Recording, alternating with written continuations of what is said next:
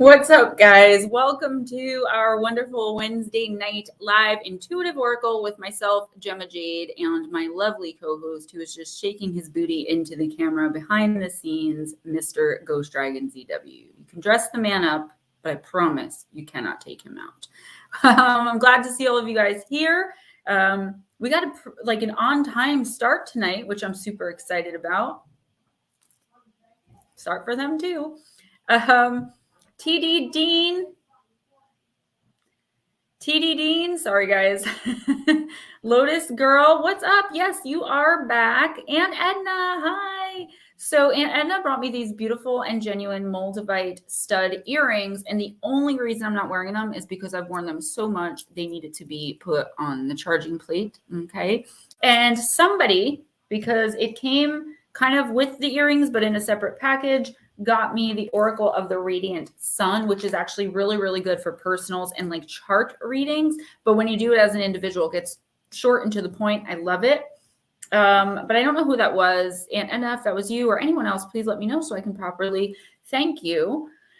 Eris Mana, what is up? Andrew and Gnomes Trucking.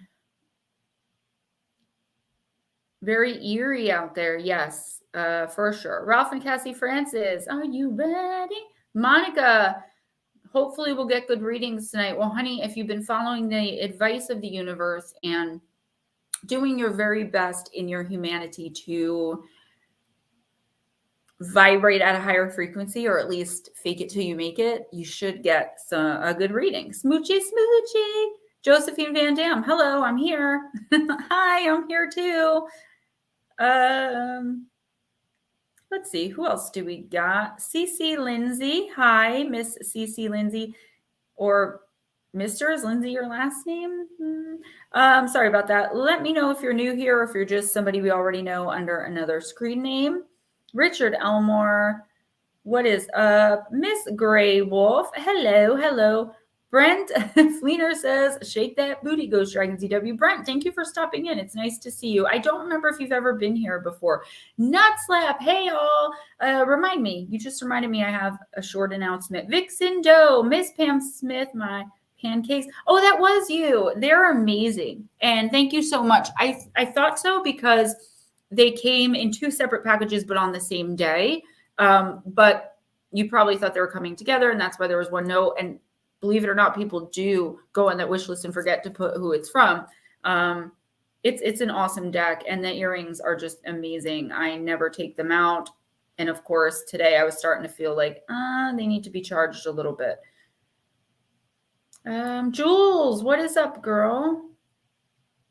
Gray Wolf, it's so nice to have you back. If you're having any kind of issue where you feel like you're not going to be able to hang out, let us know so we can do you a little bit more towards the beginning so you can get your reading. I know that you have been having some issues with your Wi-Fi. Yeah, see, Monica, faking it and faking it till you make it are two different things. I mean, it's the same because at both points you're faking, but when you feel like you're kind of just going through the motions and just, I guess there's a difference between faking and pretending, because faking till you make it is like, you know you're going to succeed in this, but for right now you haven't yet, so you're pretending as though you did. And there's a little bit of a difference there, but I just hope you're okay. I feel some negativity coming off you, not towards me, but just it's there. Kirby's 100. Hi. I don't know why I went to call you Kirby's 101. Jules, we will get to that. Okay, Miss Gray Wolf. Well, thank you for stopping in. I really do appreciate it. And we definitely missed you. We missed you. Can you tell what you did on Monday? Sure, as long as it's not, no, did you already tell me? Guys, listen, I just want to explain this.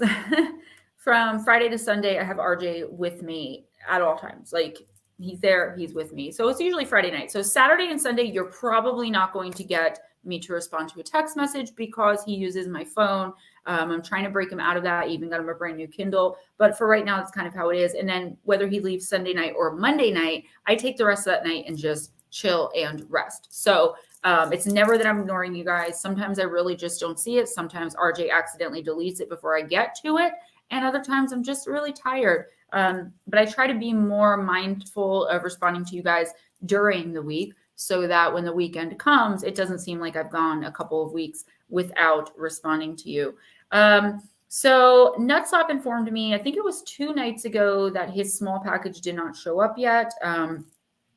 It got sent back, but it got sent back to where Gemma Jade Oracles is from out of, and that's the other house. So what I did for you is I redid it, and I sent everything out this morning. So yeah, Edna, Steven, Nutslap, and then one of my other friends who's not on here with us, all of those were sent out today, and I've got to look on the receipt, but I'm pretty sure some said Friday and some said Saturday. So hopefully they make it there. If they don't, you got to let me know. Let me bring in Steven. Hello, everybody. How's Hello. everybody doing? I'm just hanging out. It's been a kind of lazy day. Been on the phone all day. So I had to put the headphones on because my ears are like, So guys, we had a tragedy in our little family here this week when suddenly and very unexpectedly Jules's mom passed away. So we really want to send light and love and prayers. And of course, I'll grab a card from the group and send them out. I thought I saw Blue Crossroads in here as well. Yes. Blue Crossroads, I didn't even say hi to you. I saw you and I must have skipped you because my screen is a lot different from the YouTube screen and I just didn't see you. But I'm so glad you're here. And I hope that you're ready to hang out. If not, that's okay. Finally got the call today that Shauna's Ash will be ready by Friday. Also the death certificate, so I can start back getting things settled. You know, one piece of advice I can give you through watching my mom go through that with the death of my stepfather, who was her first love when she was 14 years old. And then later on in life, they've been together for about 31, 32 years. And he passed last February 13th of the vid and or complications because of that. And we only just now, like 5 days ago, maybe a week ago, ordered the urn for his ashes. And that's because my mom just wasn't ready. She couldn't handle doing it. She couldn't handle seeing an urn in the house and then envisioning the ashes be. So you take your time and do everything at your own pace. Some things have to be handled quicker than others, but things like that, honey, please just take your time.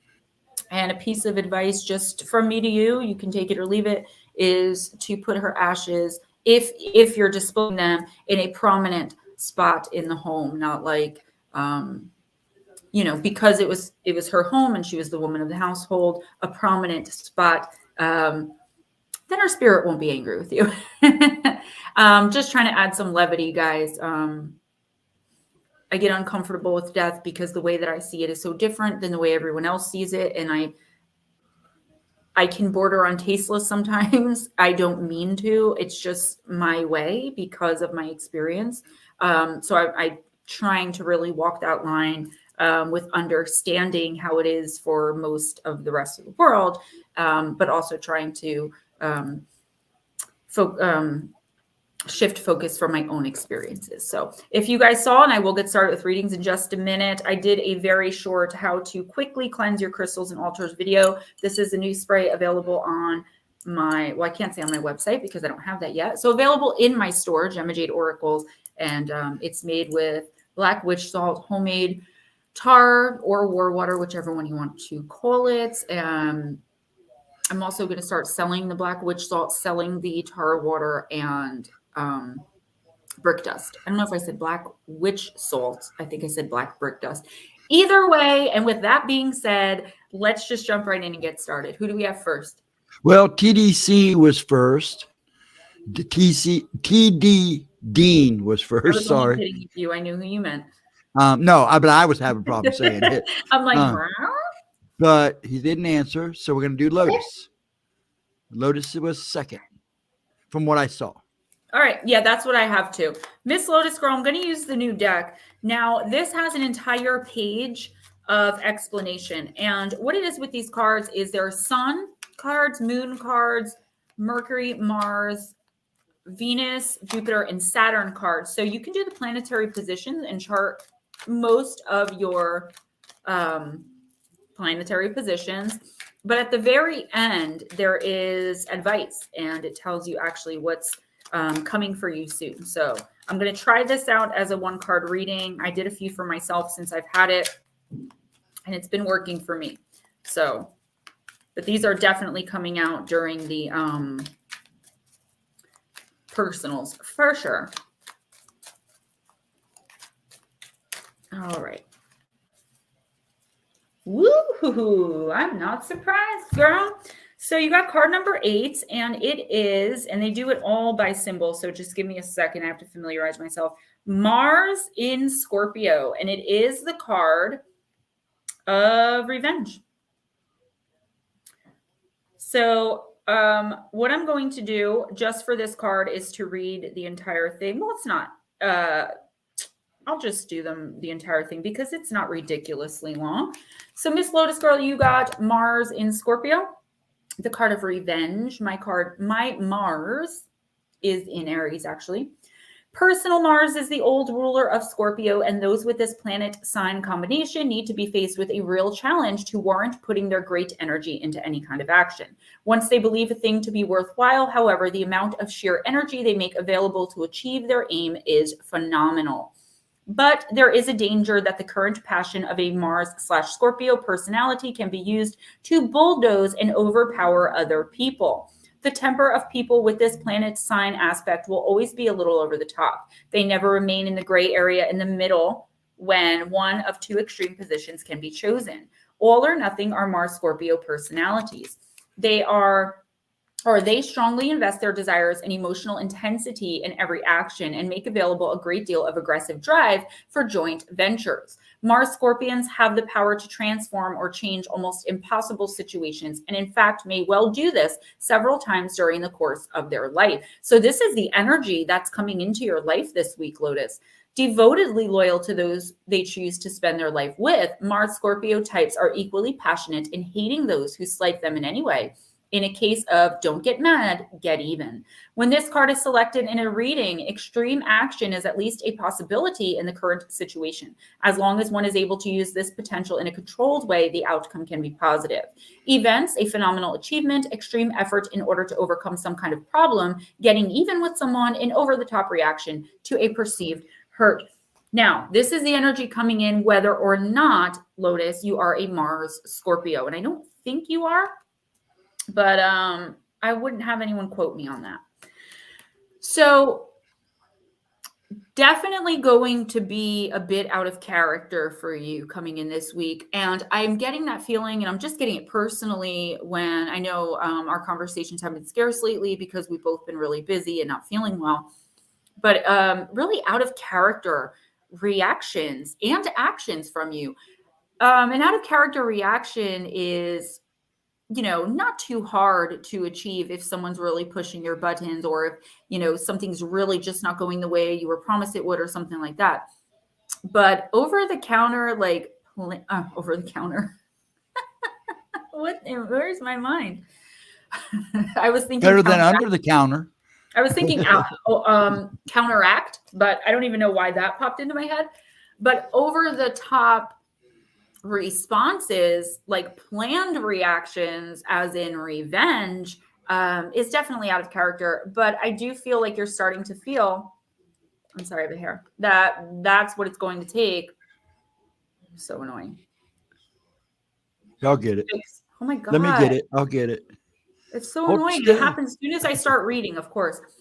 I feel like you are to the point where you're just like, this is what this is going to take, and I'm tired of it. I'm not really getting much caution with this card, as in like, don't, do this. But I'm getting a little bit of resistance. Like the universe is saying, if you really feel like this is the way that you're going to fix this situation, that's fine. But what I am seeing is that it's not going to work long term. Try to think of, and I know we've been thinking about this together for years, okay, of how you can permanently resolve this situation with this toxic, fragmented, sicko person who we call Pedro, but that's not actually his name. I feel like extreme measures are warranted. And if there's anything, you know, obviously you don't want to break the law and you don't want to physically hurt anybody, even him, because that'll end up on your karma next lifetime. The universe is saying, yeah, drastic measures are warranted. So if there's anything that harms none, you know, for the most part, that you feel like you can do or that pops into your head this week, try to figure out a way to get it done. I feel like this situation really needs to be dead, done, and over with. I don't feel like you have much support or help because the other person that should be helping you with this is, you know, more easily fooled by this person. So I wouldn't say the universe is giving you permission to exact revenge this week, but I definitely feel like there's going to be some, again, over the top ways of dealing with this for once and for all coming into your life this week. And the universe is saying, you know what, if you're able to act on them, this situation needs to be dead, done, over with. It is nothing but trouble, problems, drama. And this person is one of the rare people that I come across. I can't say me because I never met him, but that I come across that when I look at a picture or focus on energy, they are just they're here in this lifetime to just be a quote unquote bad person. Like that's their lesson here in this lifetime. So you're not going to get any good from this person. The situation's never going to change for the better without drastic measures. New England Dirt Roadie, hi. Downshift, hi. Anyone I missed, hi. Who's next? Okay, Aunt Edna. Well, Aunt Edna, since you sent me this deck, let's read for you with it.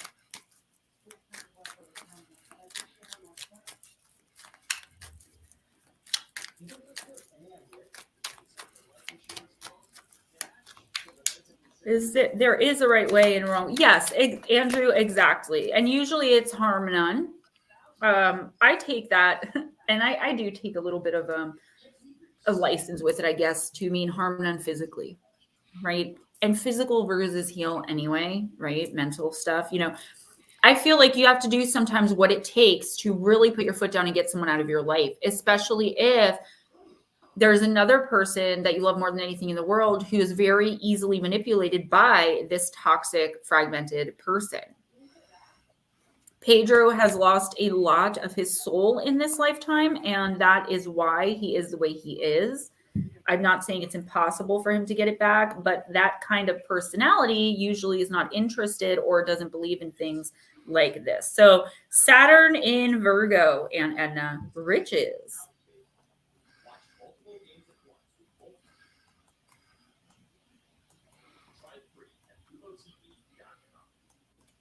Got to find it, guys. Give me a minute. Give her a sec. Saturn in Virgo. There it is. Okay. Personal Saturn is in its happiest position. Oh, wait, that's Capricorn? Oops. Well, the V is usually... Is it weird looking? Oh, no, I got... Oh, okay. Capricorn and Virgo. I don't know why I did it. I can't explain it. Personal persistence and self-discipline in the Saturn Virgo life is chiefly geared to achieving perfection at work. People with this planet sign combination care about system and order in the workplace, and in extremes can be over-perfectionist and hypercritical.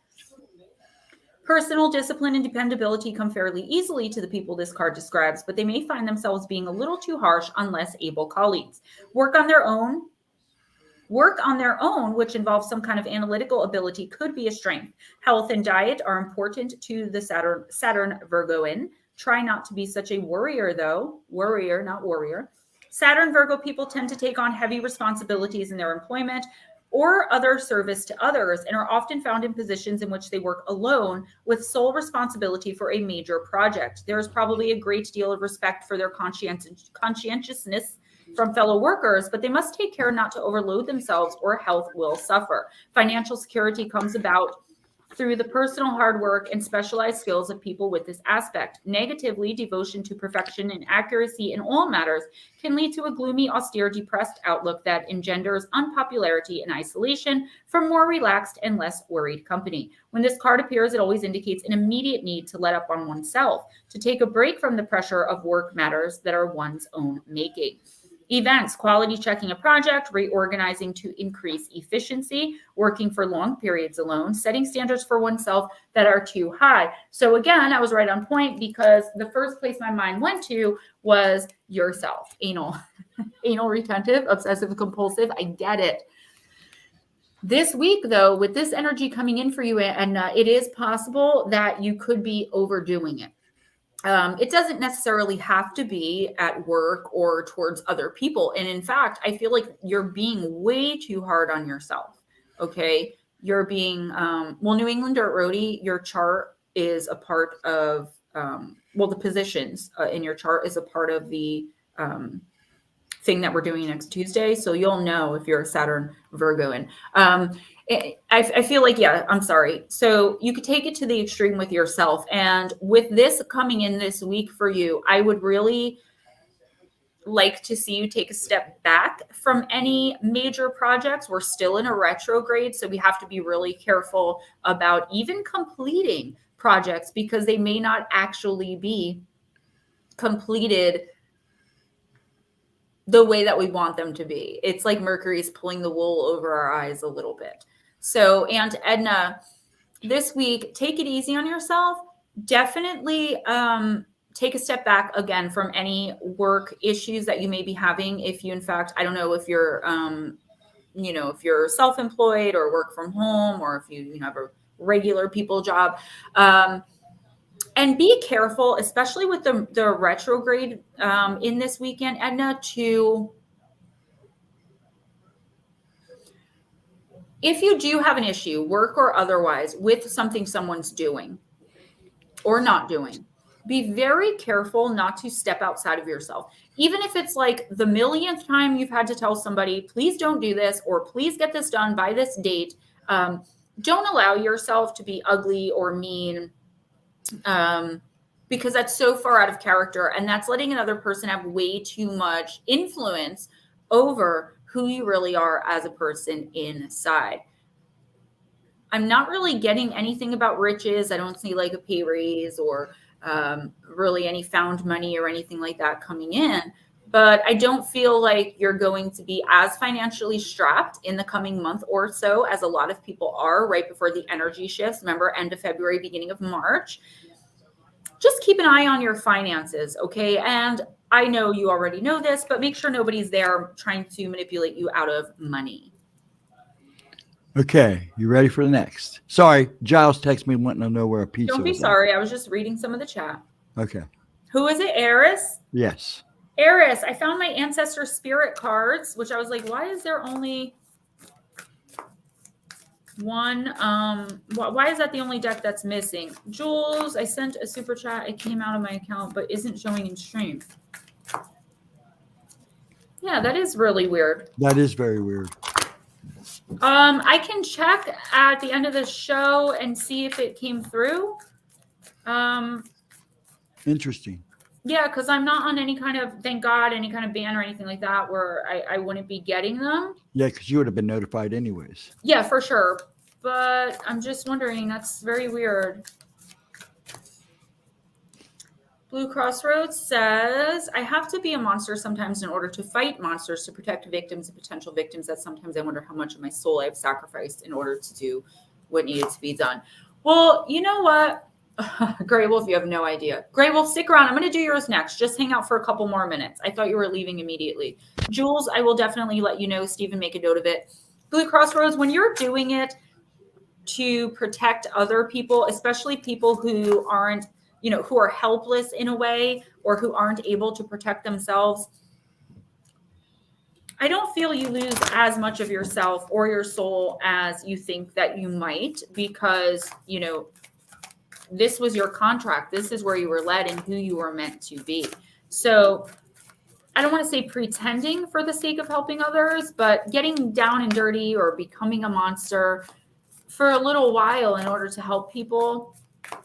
I would say it's damaging, but I don't believe that the universe or God, whichever you believe in more, would allow you to lose so much in service to him, to it. Hi, Perfect Imperfection. All right, Eris.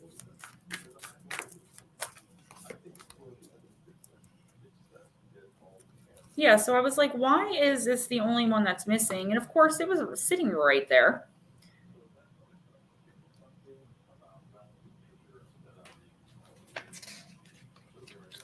Teach and share. You are not alone. You may be questioning why you are here and what your true purpose is. This card has appeared to let you know that you are a natural teacher and it is part of your life purpose. You don't need to be a school teacher or a childcare worker. You can show people a new way of being or of looking at the world. You may be teaching your children or grandchildren everyday things, or you may be encouraging a friend to try something new or different. Value the wisdom and skills you pass on to others. Look at the ways you can incorporate teaching or mentoring into your life so others may benefit. You have the ability to connect with people from all walks of life and show them the way. Try not to overthink this aspect of your purpose. You may already be teaching others without even realizing it. Enjoy sharing your gifts with others. So, Eris, I don't know what it is that you do for a living. What's up, Nick? But I would say that something could be coming in this week, or something could have just happened where you really feel like you can be super helpful, where you feel the need to talk about and tell of your own experience, to kind of lead and guide others. I'm not seeing anyone like a specific age. Like, it's not necessarily people that are younger than you or anything like that. Just people in general. You may find that when talking to someone, they may say, oh my gosh, that just changed my life, or, can you teach me more about that? The universe is saying, whether you feel like you have the time or not, and of course, don't overwhelm yourself, go ahead and do that. You're going to have an opportunity this week to really shift someone's focus or change someone's mind altogether about something. And it's going to be absolutely for their greatest good. So be sure to keep an eye out for this opportunity. It's going to come really quick. It's going to pass really quickly. If you don't jump on it, you never know what you could have done to help this person or these people if you're not extremely mindful of those around you. It's like someone coming to you with a problem that you've dealt with, so many times, it doesn't matter how long ago. And you're like, no, wait, don't do that, because here's what happened to me every time I did that. And you'll be able to guide them into a better place, a better space, guiding people into the light. I mean, whatever it ends up being. Miss Lindsay, I'm going to use Deep, Dark, and Dangerous. Hi, David. Hi, anyone else that I didn't see. Guys, super chats, super stickers, always welcome, and super thanks in the comments. PayPal, Cash App, always appreciated. That is my pay.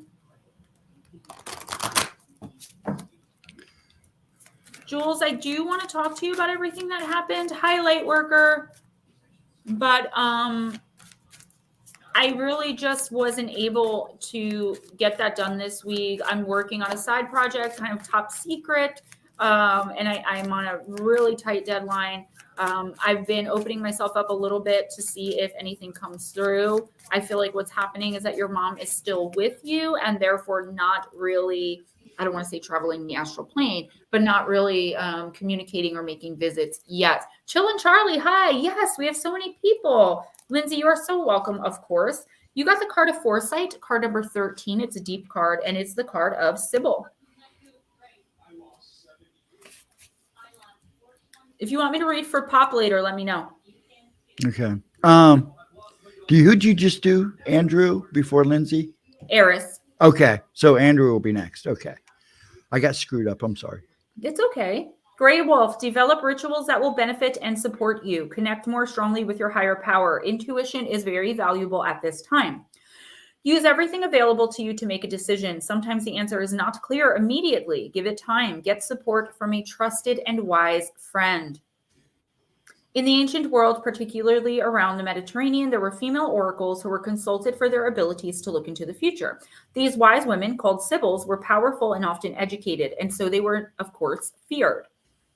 The Sibyl herself did not go by her given name, but by the name of the site of her temple. Her old identity was washed away when she trained to become a Sibyl. For example, there was the Sibyl of Samos, the Samian Sibyl, and I'm sorry, this is like a lot of S's. For example, there was the Sibyl of Samos, the Samian Sibyl on the island of Samos. The Sibyl usually spoke the words of the deity that was honored at the site, or the deity guided the divination method she used, and there was complex and deep ritual that surrounded her. When consulting a Sibyl, the shamanic style journey started for the petitioner in the act of traveling toward the Sibyl, and the psychological preparations of this kind of pilgrimage consolidated on that often long journey. There were a number of well-known Sibyls across the Greek and Roman empires, and historically, there is the idea of a network of 10 shrines with 10 Sibyls. The most famous Sibyl was that of Delphi. The term Sibyl would have predated the eventual specific label of the priestess there, eventually referred to as the Pythia. The temple complex dedicated to the god Apollo and also his twin Artemis was the most powerful in the ancient world. Alexander the Great, King Croesus, Pythagoras, Socrates, and Lysander consulted Sibyls there. Set high in the mountains with a valley leading to the sea, this place was not just atmospherically special, but was geometrically active. It was a place of earthquakes and deep springs and cracks that leaked gas. The Pythia sat on a three-legged stool within a cave that released vapors deep from within the earth. We now know that the natural gas was most likely a kind of methane. This changed the mental state of the priestess, enabling her to go into trance so she could receive the words of Apollo directly. Her messages were not always clear, and there were other sacred staff there to assist people with interpretation. Some messages, though, were crystal clear. For example, when the Roman Emperor Nero visited the oracle, he was told by the Sibyl, "Your presence here outrages the god you seek. Go home." We know before the visit, Nero had murdered many people, including his own mother. Your plant companion is the bay leaf, and your crystal companion is lapis lazuli. So I do feel like you need to pay attention this week more so than usual to your intuition. And I feel like you could really find some stuff out if you're trying for yourself or others. So maybe it's something where you want to help someone else out, but you don't know what to do. Girl, meditate, get closer to that higher power, even if you meditate through yoga. I tell people that all the time, like 12 to 15 minutes of yoga once a day, and you are in tune. It really does balance you. It really does release endorphins. However you do it, okay? Connect with your higher power. If you're a Christian, pray to Jesus, speak to them. Just ask for the ability to see through certain people and situations to what's really going on. I'm getting an idea in my head that you may be asked to do this by someone else. So maybe someone's going to come to you for a reading or something like that. Try your best, as long as, again, it doesn't overwhelm you, to not turn anyone away. I feel like part of the shifting of the consciousness I've been talking about end of February, beginning of March, it has a lot to do with how we as light workers behave right now. And that's helping others as best we can and to the very best of our ability as much as possible. And when we can't, guiding them however we can to someone or something that can. So we should not be turning people away unless it's absolutely necessary. That doesn't mean you have to give personal readings to 40 people. But one person, I think it's going to really stick out to you, and you're really going to want to help this person in some way. It doesn't have to be a reading, but your intuition, okay? It could also be intuition for self, but not this week. I'm getting more of a helping someone else or helping others type vibe. And that seems to be the start of the theme for the week as well. Okay, Andrew now. You are hearing me okay, aren't you? This mic's kind of funny. Okay. No, you're good. Make sure my mic was working. You're good, hon. Thank you. Oh, good. Grey Wolf said, I know who. Perfect. Andrew, I'm using the Urban Crow.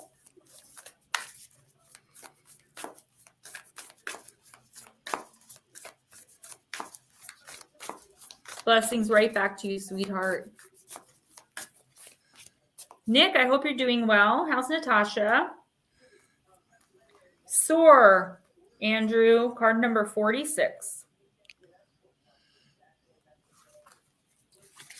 Have the confidence to fly. Get up, open your wings, and feel the supportive wind carry you to your destination. There are no obstacles in your way. Now is the time to move. Conjure up your courage and take action. Soar brings a rush of energy and an open channel to receive the information needed to progress quickly with confidence toward your goal. It is in this space that blocks are removed and events flow beautifully as you sail to success.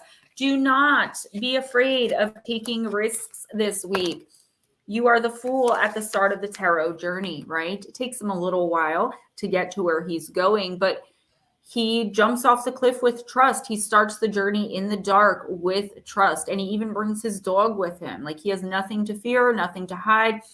And also with the fool, he has like one of those little sticks with the little tied bag thing on it on his shoulder in the traditional tarot. You don't need much to get to where you're going, Andrew, but where you're going is amazing. And I feel like the opportunity that's going to be coming in is, once again, something that's almost beyond your wildest dreams, but at the same time, something you've been manifesting. I think you've been kind of subconsciously manifesting, which, you know, is quite unusual, but it does happen. Any opportunity that presents itself this week, don't think it through too much. Don't overthink it, right? You want to think it through, but you don't want to overthink it.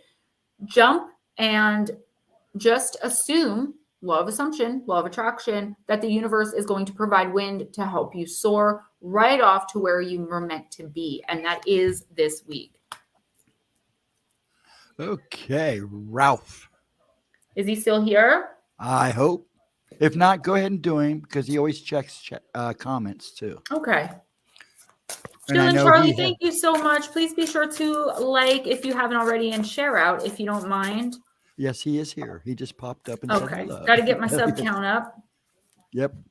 Please make sure you hit that thumbs up. Have a good one, Charlie. Nice seeing you, bud. Thanks for stopping in, sweetie. Yes, card number 46 is your current age. Oh, I'm going to be 40 in a month and a half. I'm going to be 100 tomorrow and 1,000. Oh, guys. Shut up. I wanted to really quickly, and I need to do it while I remember, okay? So I want to share something very quick with you. It's only going to take a second, so I'm not like cutting into anyone's reading here. So a really, really good friend of mine and an amazing mentor had a book released yesterday. I don't really have time to read books, but I am making the time to read this one. That's how much I believe in it and how awesome I know it's going to be. One of his, well, I don't know if that's a secret, so I don't want to say it. I almost said that. Anyway, the book is by G. Michael Hopf, Hopf, and it's called Cries of a Dying World. He's also my publisher, but he's an amazing guy and he's super successful. And I just wanted to kind of plug his book because he's awesome. And he's a great, great author. Okay, Ralph, card number 25, the Goddess of Dreams.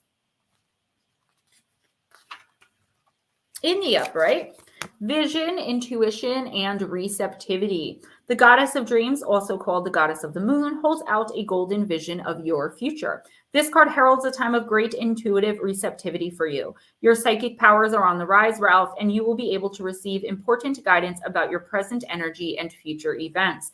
Inspiring information and new ideas are yours when you start to connect with this and other spirit guides. No matter what you're working on, your ability to open up to the messages of the spirit world will spark your visions of the future and even help you visualize more dynamic outcomes. This is such a fruitful time that all sorts of spontaneous guidance will come in dreams or in flashes of insight.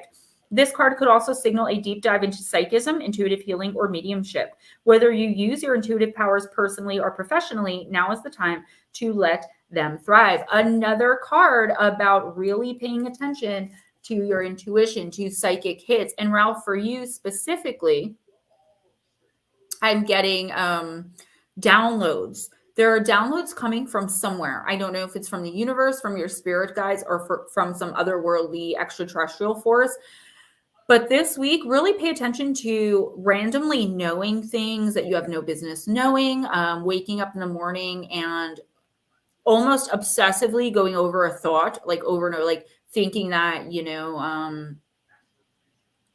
I'm just trying to think of an example, thinking things like, you know, if I leave for work now, I'm going to get into an accident. I need to wait 15 minutes. And then as you leave 15 minutes later, realizing there was an accident somewhere where you right where you would have been. Pay attention to those types of intuitive hits this week. And I'm not saying you're in danger. That was just the only,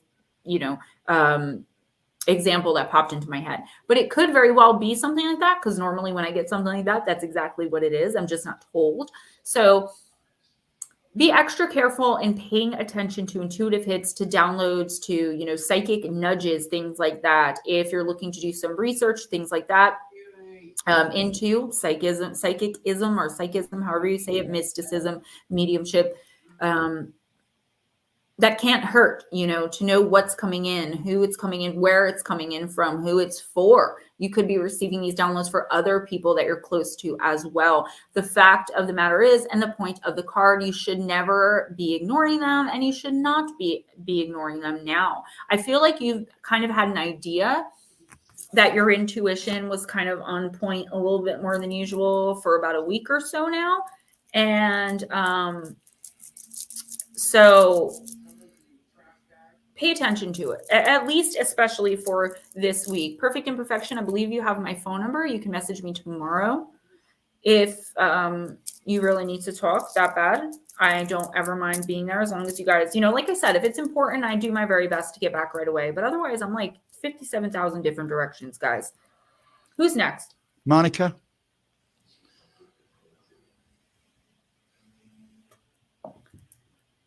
I'm going to use the Heal Yourself Oracle.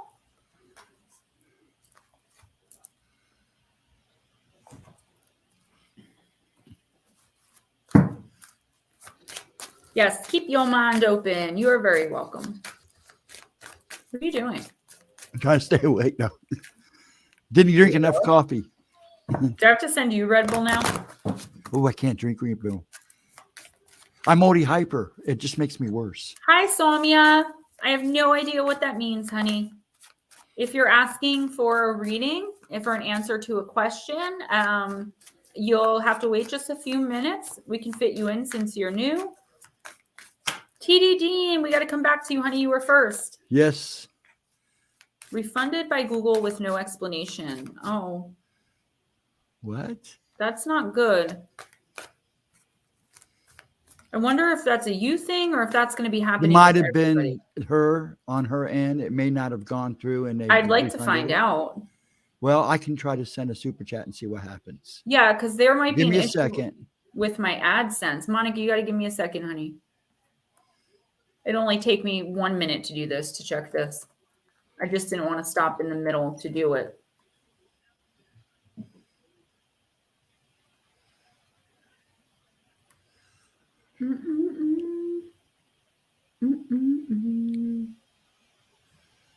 Going into my studio.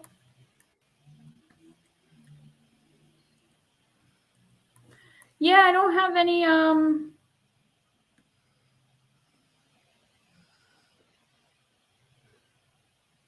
I don't have any restrictions. I'll figure it out after stream. I don't want to spend too much time doing personal things.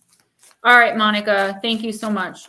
Canned orange covering eyes. I don't know what's going on. Yeah, messing with my money is like messing with my emotions. Should not be done. Yes, lots of new energies, lots of new people. Monica, once again, honey girl, honey child, as my mother used to say, you got the card of procrastination. Yeah, there it is. All right. Jules, thank you so much for letting me know at least trying. I do definitely appreciate that. Ghost Dragons, thank you for that. I'm like, I can't super chat myself, or I would. They don't allow me to. Because I've tried to get the chat going in the beginning, before I knew all you guys, and no one was really helping me out because they didn't know what I was about. And they're like, you can't super chat yourself. You can't pay yourself. I'm like, why not? You take a percentage of it. I don't even get all of it back. Nick Y is usually frustrated about things. But he's also had my phone number for 10 years. Okay. You need to change your tune and stop putting things off to tomorrow that you can do today. You are being called to action. There have been important tasks that you have delayed, even if it is something that you don't want to do, like cleaning the house, paying the bills, looking for a job, losing weight, doing your taxes, studying, etc. Now is the time to take responsibility and move forward. The point of power is always in the present. This card is showing you that there is an urgency for you to take action. Pam, thank you so much. Jules, thank you so much. Stephen, thank you so much. If you are putting off something that is meaningful to you and doubting whether you can do it, the message is to have courage to face your fears and do what you love. What is the worst thing that can happen? You can make a mistake. Even if you do, you'll learn from it. Yeah. PayPal is a whole other story. They have me down as a business, even though I never actually published the website, not yet. And I didn't put myself as a business, I guess, for the money that goes through. It is what it is, guys. I appreciate all of the help. I really, really do. Monica, Soumya, I'm going to read for you in a minute or two, honey, and we're going to get to the bottom of this for you. But please check out the description box below the video. I also offer personal readings with 10 to 12 cards, sometimes 17 cards, depending on the kind of reading you get, okay? And I do now offer love readings specifically. But I'll pull a card for you in a minute or two. Monica, I believe we've gotten this card before. I know that you've been really, or from what you've been telling me, you've been putting a lot of effort into no,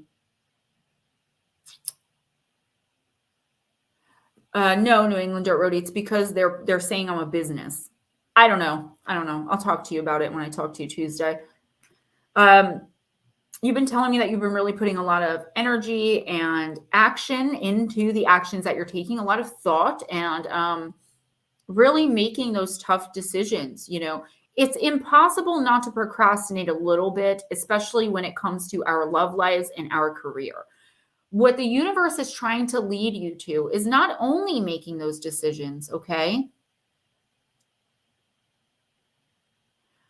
but to do so with confidence, okay, so that you know within yourself that you're making the right decision and you don't have to look back and you don't have to second guess. And I feel like this is the card of procrastination, and that's kind of what it's about, but in a roundabout way, because I'm getting more of like a confidence thing here where it's like, yes, you're making these decisions, but then you're overthinking and second guessing every decision that you're making. Don't make them so quickly. It doesn't mean procrastinate, but there's nothing wrong with taking a couple of weeks or a couple of days to decide if you want to switch jobs, for the big major decisions. Also, there's a message I'm getting here a little off card, and that's that there may be this energy coming about you in this week. I feel like it's already with you, but you may start to notice a little more where you feel like you're drained energetically.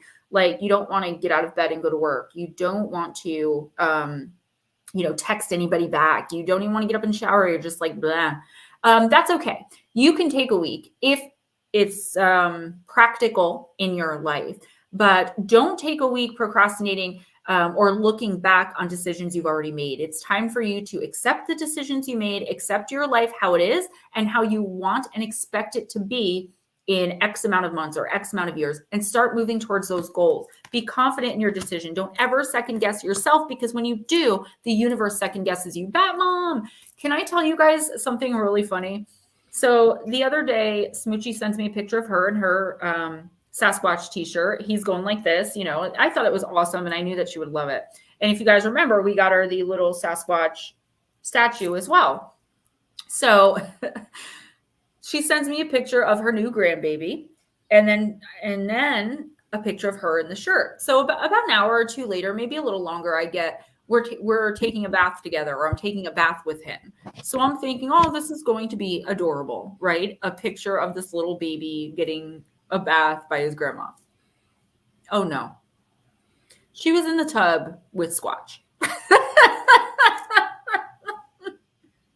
I'm like, and here I am. I thought it was going to be the baby. She's like, nope. Bat Mom, hi. I'm so excited you're here. You're very welcome. Oh, thank you, Soumya. So can we do Soumya now and get that kind of out of the way? I'm going to pull my love cards. Okay, let me grab them. Because I think I saw you were asking if someone is in love with you. I can get you, Soumya, clarity on the situation. Can you stop? My little kitty cat, this guy right here, keeps falling over. Maybe he wants to join us. I'll put him closer. So my love cards are right here. Guys, just give me a sec. And yeah, I'll see what I can do. It's really hard to get an in-depth answer for something as, what's the word, complicated as love, right? And wondering if someone loves us. But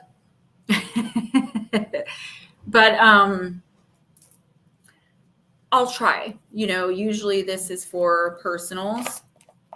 Just be confident in your decision, Monica. And Somya, it's like, if you're looking for love, if you have to ask a seer or an oracle if someone loves you, you might want to reevaluate that relationship, right?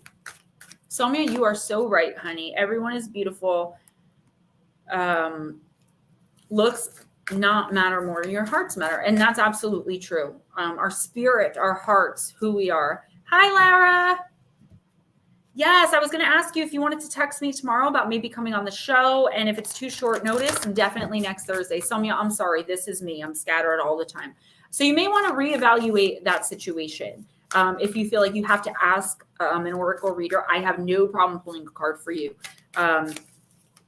But if somebody loves you, they're going to show it, right? And if this is a man that we're talking about, especially, but I can say if a significant other, if someone in your life views you as significant and they want to spend time with you, if they want to do things for you, they will make time and they will do them. When someone shows you who you are, who they are, or how they feel about you, believe them.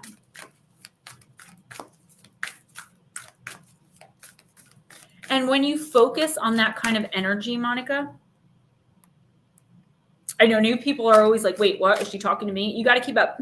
You got to keep up when I say someone's name. Monica, when you focus on that energy, you bring more of that into your life. Okay, Pixie, I'll message you tomorrow then when I take my lunch break. Well, they're the hardest to get over, I think, because we put so much into those types of relationships and we feel like absolute failures. And like sometimes even like we lost parts of ourselves when they end because we've given so much to them. All right, Somya, this is your card. Hi, Anne. Like attracts like. If you long for more love, be more loving. And that's card number 2 in the Whispers of Love. So I'm going to read you what the book says, and then I'm going to tell you what Spirit is telling me. The law of attraction states that you need to be in the vibration of what you want to create. Love will come to you more readily if you surround yourself with love and easily find things to love about your own life. Take a moment to think of the many things you love. Use your imagination and visualize a world in which you can manifest your heart's desire. Try not to seek out whatever it is that you wish for. This is the challenging aspect of the law of attraction. Act as if what you yearn for is already here. Giving attention to or waiting for what you are longing for sends a message to the universe that you don't possess your desire and you will magnetize not having it. A fairy holds an image of herself that holds an even smaller image of herself. The smallest image could be associated with your inner child and what you have longed for in your life. You attract to your life things that mirror your thoughts. This would explain why the fairy is holding an image of herself. Fairies symbolize the magic that life has to offer. This is a card of hope and a reminder that magic is readily at hand when you shift into a place of positive patience. I'm going to go, I don't want to say no, this person doesn't love you, right? Because I don't know this person. I don't know their energy, but I'll tell you what the universe is telling me right now and has been since you asked the question. Somya, this person is not actually the type of person your heart is trying to attract. You may think that they are the one. You may think that you're so in love with this person. You may think you need this person. Thinking all of those types of things instead of facing the reality that this is not the person for you. This person is not willing to offer you what you deserve. This person, the energy of this person is a little bit selfish. I'm seeing a little bit neglectful. really focused on self right now. And I don't know if it's, I'm not getting really like the usual narcissistic, egocentric type vibe, but I am getting this person's more focused on their career than a love life, or this person's more focused on, fitness than a love life, whatever it may be. This person is not focused on love at this time. Not real soul attaching type of love. You definitely are deserving of this, of the love of a lifetime, right? Twin flame energy, even if it's not your twin flame. I would say keep focusing on love, on having love. And the best way to do that is by giving the kind of love you want to receive to others. Once you're in that frequency and that vibration, you can bring someone who is more deserving, more attentive, more willing to give you what you desire. Thank you. I usually am right. Hashtag humble bragging. Okay. So yeah, this little guy kept falling over. He's like, I want to play. So I'm going to put him with the fairies. I would put him with this kitty cat guy, but this guy just strikes me as a mean guy. BEC, black-eyed cat. All right. Okay, Richard Elmore. All right, Richard.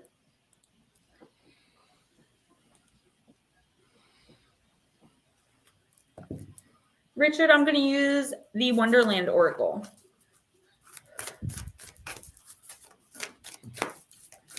Can we pretend that airplanes in the night sky are like shooting stars?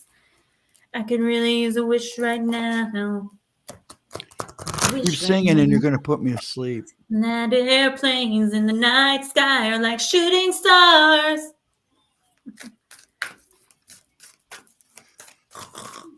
Yep, I'll go to sleep. I didn't want to really belt it out because I don't want my mom to be like, what's going on? Come downstairs thinking someone broke into the house. A singing bandit, Mom. It was a singing bandit. Oh, okay. Richard, you got Find the Lesson. Card number 29. Alice is struggling to find any meaning in what is taking place in Wonderland, particularly when she is at the court of the Queen of Hearts. She is puzzled, confused, and feels very much like complaining. The truth is, there is a lot for you and Alice to complain about. People are not cooperating with each other. There's a great deal of disorganization and chaos. People are quarreling and not getting along. The volatile manner of what is taking place can make you feel like there is no sense to any of this at all. But as the Duchess points out, everything has a moral, or rather, everything has a lesson within it. And this is the struggle for you right now. Richard, rather than forcing yourself to find the lesson, the better approach is to trust that there is a lesson. Trust that you are learning and that this experience will come to be valuable in time. It is a very strange and trying place you find yourself in, so be patient with yourself. Understand that it is natural to feel frustrated, impatient, and confused, but trust. Trust there is a reason for this, and in time you will come to know the purpose of this bizarre, topsy-turvy, and very trying time. Divination is upheaval, quarrelsome people, disputes, antagonism, and confusion. Uncertainty about the purpose of a situation, feeling frustrated and ready to complain. Let it go to the universe. Ask the universe for clarity and trust that time will bring an understanding of the lessons this uncomfortable adventure is reaching you. You got it in the shadow position.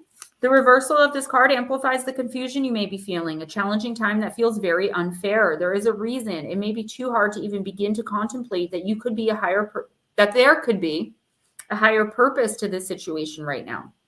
Give yourself a bit of space and be patient with yourself. Don't struggle to find the reason. Just find a way to make it through what's happening. So I've been dealing with this, and I can attest to how hard it really is, Richard, okay? To really say, I have no idea what's going on. I hate what's happening right now, but all right, whatever you say. And that's what you're being called to do. And I feel like the faster you genuinely do that, because anyone can say, let go and let God, or I give it to the universe. But if you still want to have control over it, or if you're still like making decisions about how to go about maneuvering it, that's not relinquishing control. And the universe right now, Richard, is asking you to relinquish total and complete control to the universe and be patient while you wait for the lesson to come in. Say, for example, it's a very long-term toxic relationship that ended suddenly without warning for you. And now you're like, what do I do? Where do I go? I want to come back. I want to come back. I want to come back. You know, in your heart, you really don't want to come back, but you don't know what else to do because that was your comfort zone. And now everything's all up in the air and topsy-turvy. And that's the universe is like, you know what? If you want to make that decision, go ahead, but you're going to suffer even more. There will come a time in life. And if you think back on your lifetime, how many times you looked back and said, oh, you know, that's the lesson I learned from that, or that's, you know, why that happened to me. This is another one of those times, except it's amplified like 1,000-fold. I don't know what it is you're going through or what's about to come in. I do feel like it's already happening, but I do feel you getting very discouraged, very overwhelmed, extremely upset, frustrated. I'm just getting this like pound the table type dagnabbit, you know, not such a nice way of saying it, energy. The universe is saying, relax, take yourself out of the equation as much as you can, and sincerely and with all your heart and soul, just give it to the universe. The universe knows what to do with it, and the universe knows how to transmute that energy into something beautiful and positive and moralistic. Hang in there. Be patient, honey. Okay, Vixen Doe.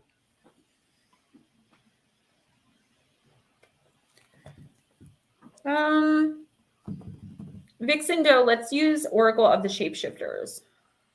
It's one of my first decks, and I still absolutely love this deck. Release it. Yes, Miss Pixie, absolutely. And Palmer, by the way, we missed you, and I think it was 2 weeks ago or last week. We were really worried about you. I could not find any contact information for you, girl. So I need either your email or your phone number stat because, excuse me, that way I can check in and be like, hey, is everything okay? You don't have to tell me anything. You could just be like, I'm fine. And that's the extent of it. But we do worry when we don't see certain people in here. Andrew, I can steal you some, but I'm not getting charged for them. I'll send you the bill. You wouldn't. They are towels. I would love hotel towels. Are the fluffiest, man. So you know what I did? Okay. This was before my awakening. All right. Don't judge me. So while we were waiting for our house to close for about, well, from July 23rd until September 27th, Ray and I lived in a Hilton. And they gave really awesome free shampoo, conditioner, mouthwash, and soap. So every day I started bagging this stuff up because I was going to donate it. This was 2017 to veterans or people in rehabs, people overseas at the time, which I eventually did end up doing. But I was also taking towels. My entire upstairs closet at the other house, 5 shelves are filled with washcloths, hand towels, and big fluffy white towels. That was right before they started putting the signs up that say if we're missing towels, we're going to charge you $200. Judging already, I knew it. I always keep the soap and shampoos. I still have the soap from that night from the book signing. The shampoo. You actually liked that stuff. You said it was really good. It was really good. I used the body wash already. The shampoo I'm thinking about because I don't like using new shampoos. I'm very sensitive with my hair, but the soap smelled so good. Who was this for? Dove. This is for Vixen. Vixen Doe, you got Deep Dark Sea Mermaid. And Andrew was talking about using the ghosts here as towels. Oh, no, hotel ghosts as towels. It makes sense. Stranger things have happened. Vixen Doe, about the Deep Dark Sea Mermaid, this mysterious magical companion will help you to find out what lies beneath the stories and beliefs you hold. She will show you the universal laws that are being played out and the truths of situations that may have been hidden by the detail that can sometimes cloud our wisdom. She also will indicate some new and interesting ways of producing energy, growing food, receiving energy and nutrition, and renewing yourself. She will take you deep and show you dark jewels on the shelf. On the shelf. I don't know why I just said that. She will take you deep and show you dark jewels of the self, help you to take certain things seriously and fearlessly, and show you that the monsters you feared can be rendered harmless. You will go so deep and find out such truth that you will be in another world altogether, a truer world than the one you thought was real, thanks to the mermaid's ability to share with you. Deep Dark Sea Mermaid speaks, there are alternative energy sources. There are solutions to your every dilemma. There is a truth beneath so much of the mystery. There is so much undiscovered in the world, in the great beneath. Just as the world has so many creatures and beings that walk among you undiscovered, you too have deep hidden potential. I am here to show you that there are places you must go that you have feared exploring, that you must go deeper, dig down into yourself, and explore alternatives in the world. There are many ways to produce energy, to create illumination. There are so many undiscovered creatures and beauties here on, within, and under this planet. Let's go meet them. We believe we have knowledge, but we understand so little. In the great deep dark underneath are the secrets we have run from. In your own deep darkness, there are secrets for you. Can you bear to look? Divination, new discoveries about your own capabilities are happening now. The energy you send and receive becomes known to you. You see the relationship between what you feel, send, and create in your own life. It all becomes clear where once it was frightening, now you can see the beauty of this responsibility. A radical truth. You are responsible. You may be interested in energy sources and scientific breakthroughs. Wise wizards like Nikola Tesla and Albert Einstein and their theories may appeal to you at this time. You will consider ancient technologies that have long lain dormant. You will explore the Earth's energy grid and the power that can be held and that can flow through deep waters. Deliberately obscured origins of ancient secrets will be coming to light. Wireless power and communication, telepathy, underwater archaeology, the discovery of ancient places, secrets held beneath the waters of the world and beneath the waters of your psyche. The source of your emotions will become clear. Nick, if you're planning on leaving, let me know. That goes for anybody, so we can fit you guys in. Okay, Spirit's really strong tonight, and I'm looking forward to giving these messages out. Vixen Doe. This is a spiritual awakening, girl. And this is big time, okay? This is a major opportunity for you to become, or to vibrate at higher frequency, for you to become more aware of who you really are. And I do feel like the universe is edging you or pushing you a little bit, urging you, not edging you, urging you and pushing you a little bit towards shadow work. Okay, working on that injured inner child. Also, any toxicity or fracture that's left behind from relationships that you've recently walked away from. I'm definitely getting there's still like some cord energy connected there. I don't feel like it's full blown, like you need to go to like a Reiki master to get it cut, but I do feel like you should do some work on this yourself. Vixen, it's just time for you to be beautifully, wonderfully, and imperfectly you. Okay. It's time for you to forget putting everyone else first. It's time for Vixen Doe to put Vixen Doe first. And the universe is really adamant right now. Your spirit team is really adamant right now about pushing you toward that. Okay. I do feel like someone from your past could be trying to come in. Hey, handsome. Someone from your past trying to come in and kind of manipulate. I love the word finagle their way back in. And, you know, you have a big heart and you're like, yes, you know, I've changed so much. This person has got to have, you know, changed. And I feel that as like your first thought. I'm with you, girl, because I'm the same way. Unfortunately, they have not changed. You simply have something they want, which is they're being drawn to your higher vibration. This is a full-blown spiritual awakening if you're willing to put the work in, okay? Get back to meditation, even if it's small meditations. Take care of you. You are being given permission, at least for this week, but spiritual awakenings last months. Go for it, okay? Because by the end of it, you are going to feel so much better, so much stronger. You're going to know so much more, and you are actually going to have cultivated such wisdom. You will never again feel the way you felt in whatever this situation was with this person.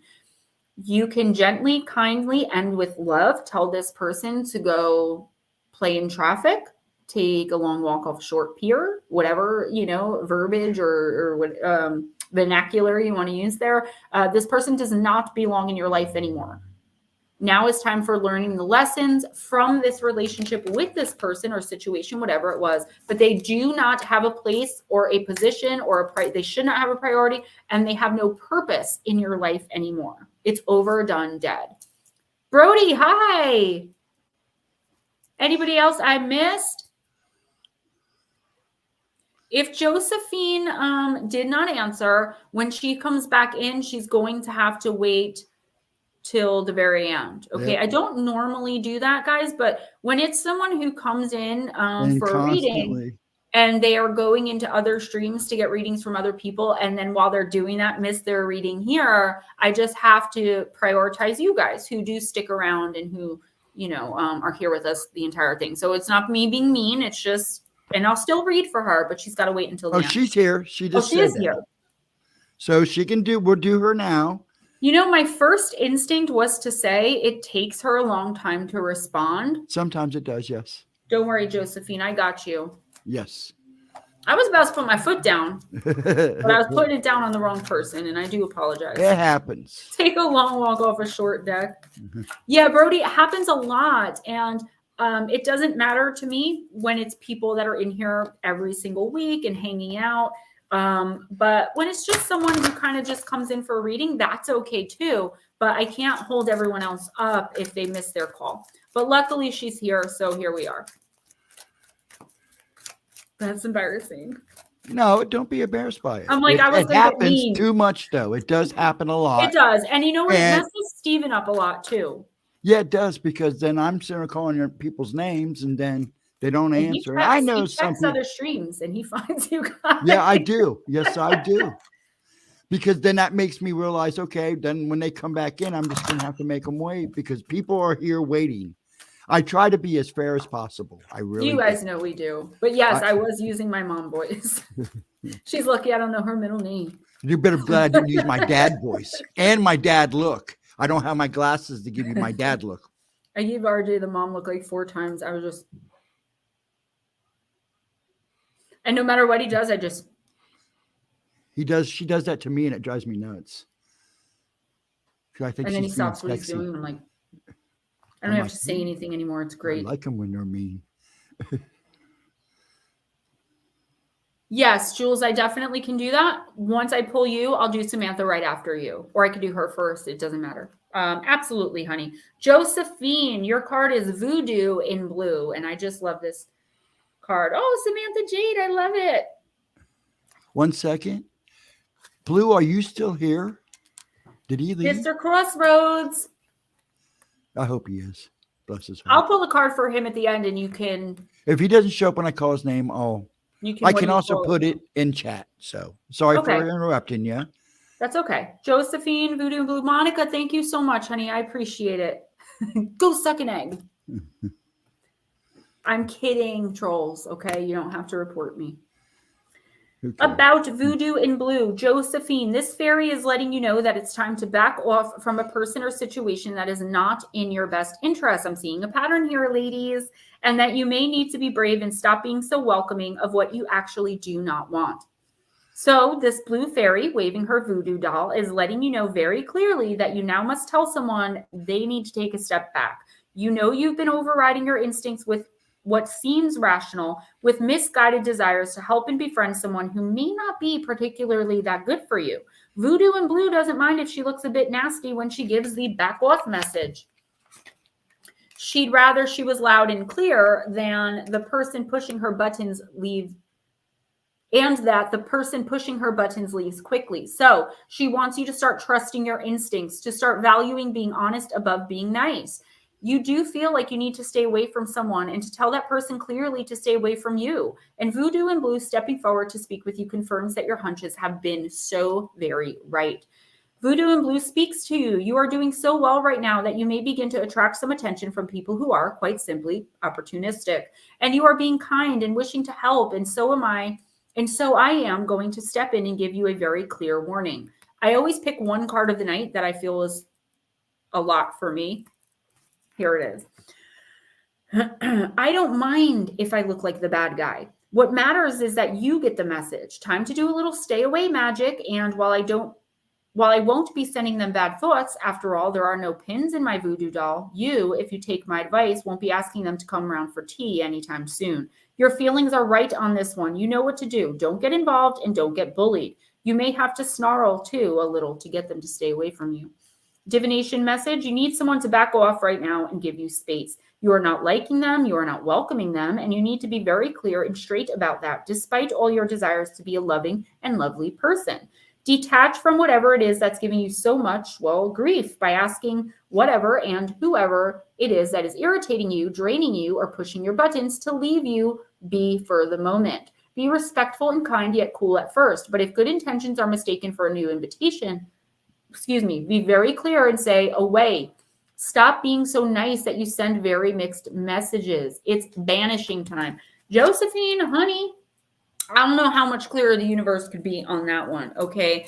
You are definitely receiving some unwelcome attention.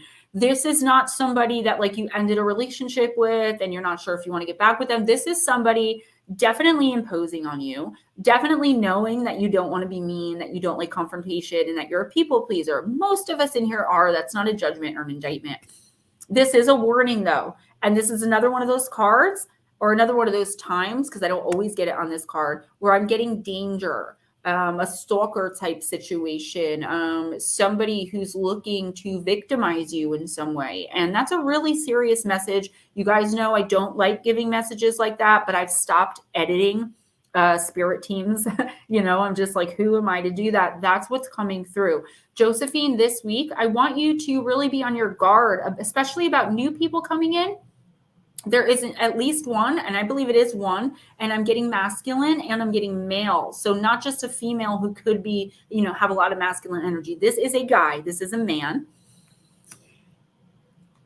Man or old woman. I don't know how that works, but okay.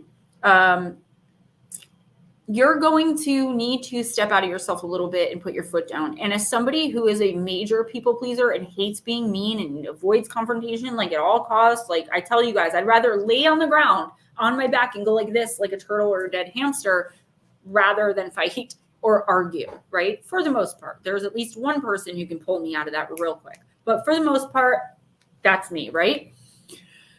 But Josephine, this is going to end up being dangerous for you. Okay, let me give you an example. You meet someone at church and they don't have a place to stay and you have a spare bedroom.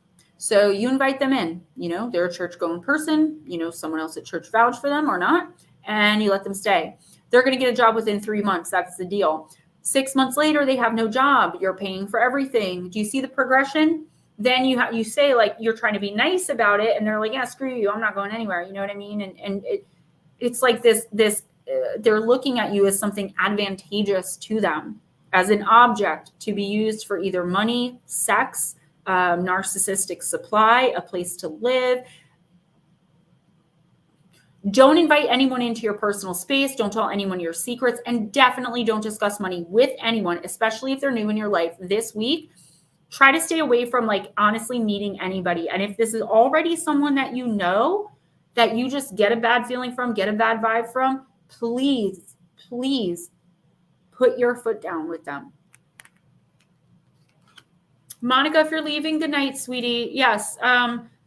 Remember, have confidence in the decisions you're making. I'm so proud of you for making decisions and not procrastinating so much. But you definitely want to have confidence in those decisions. Don't second guess yourself, because if you second guess yourself, the universe is going to second guess you. Guys, the people pleasing, it's something we all do. We've come to a time, especially with the collective energy, where we really have to start being true to ourselves and learning how to put our foot down in a kind and loving manner. And if that doesn't work, then we got to get a little loud. It's like, someone seeing that you're on fire and going over and warming their hands up on you. And you're like, no, that's okay. I'll find water somewhere. That's cool. I'll just burn a little bit more so that you guys can be warm. Do you know what I mean? That's what we're essentially doing when people like this come into our lives, people like this energy in Josephine's card. Okay, Blue Crossroads. And he is listening. Blue boundaries, Brent Fleener. Yes. I'm so happy you're in here. I love when my Facebook friends come in here too. I feel like some of you guys, Brent, I don't know if you've ever been into astrology and oracle and all that before. But when you come in, it makes me feel good. Like maybe I'm opening someone's eyes.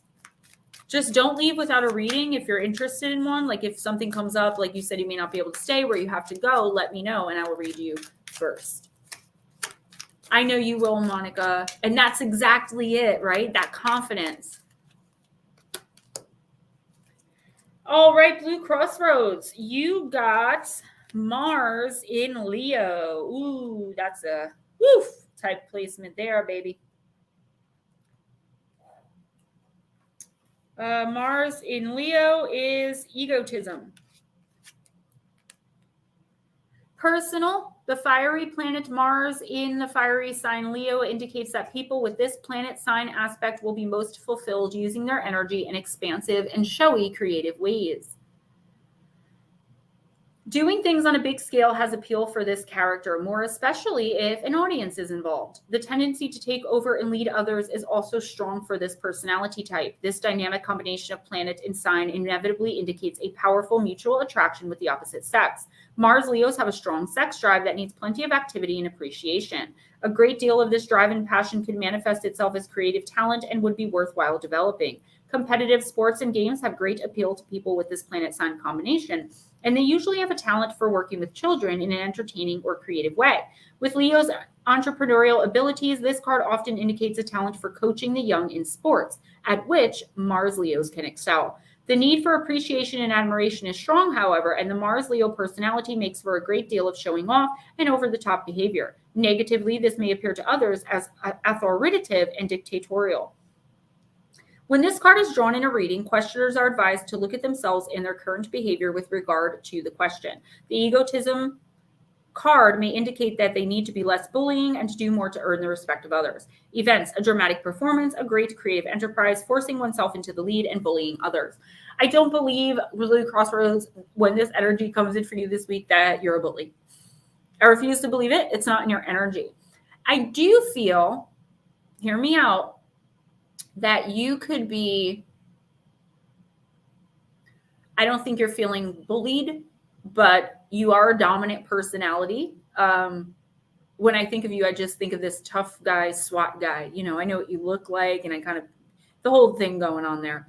I feel like in your vulnerable state, you may be feeling, I was talking about this with you earlier, and you may not be feeling it yet, but I do feel like it might start coming in, or you may be already going through it, where you feel like you're kind of being pushed to do things maybe that you don't want to do, pushed to do things in a way you don't want to do them, or pushed to do things before you're ready to do them. And I feel like you're just in such a state of, you know, people see you and it's people that are trying to help you. I don't feel like you're actually being bullied, but I do feel like people coming in thinking that they're helping you by, say, not letting you go get yourself some dinner, they're going to cook for you. Maybe you needed that alone time. You needed that peace of mind. You needed that space.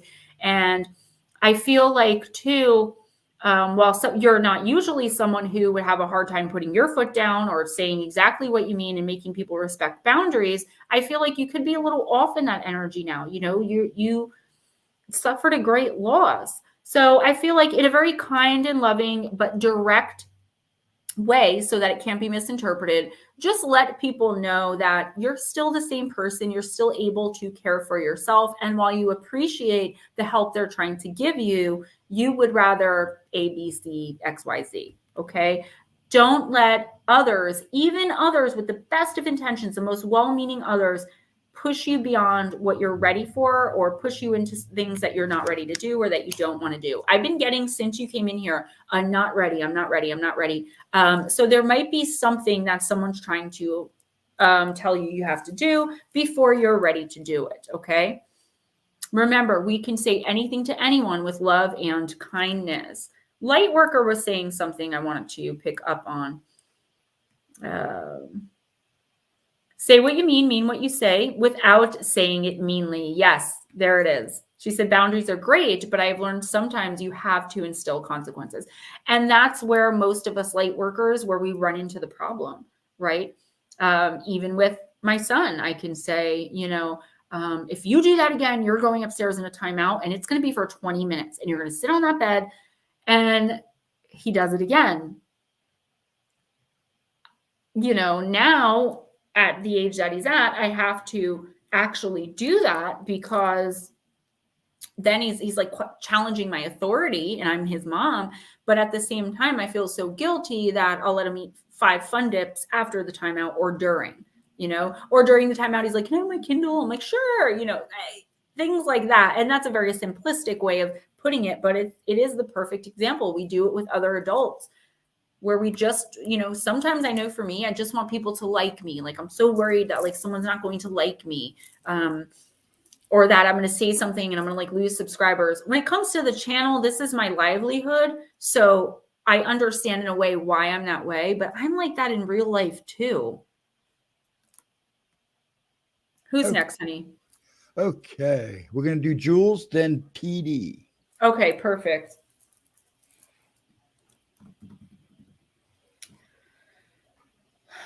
Jules, I don't know why this deck always calls to you. The Myths and Mermaids deck, I feel like I read for you a lot with this deck. It's just like,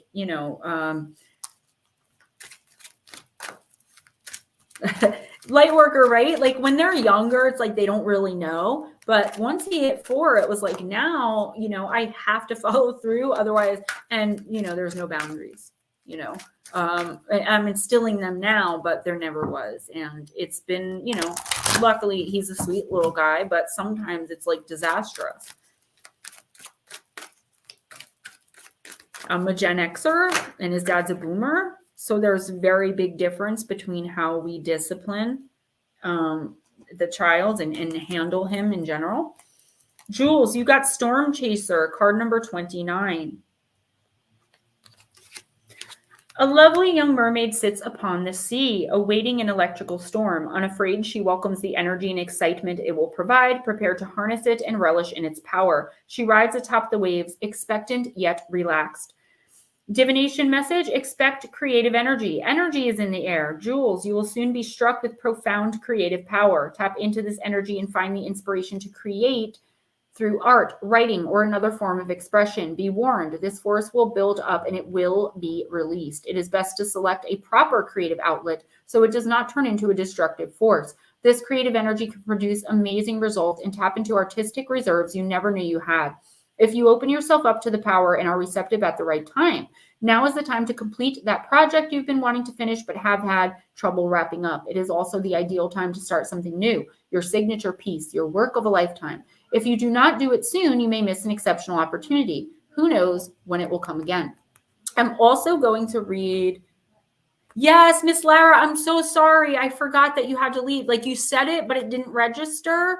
Yes, I will message you tomorrow. I'm so sorry. I'm sorry.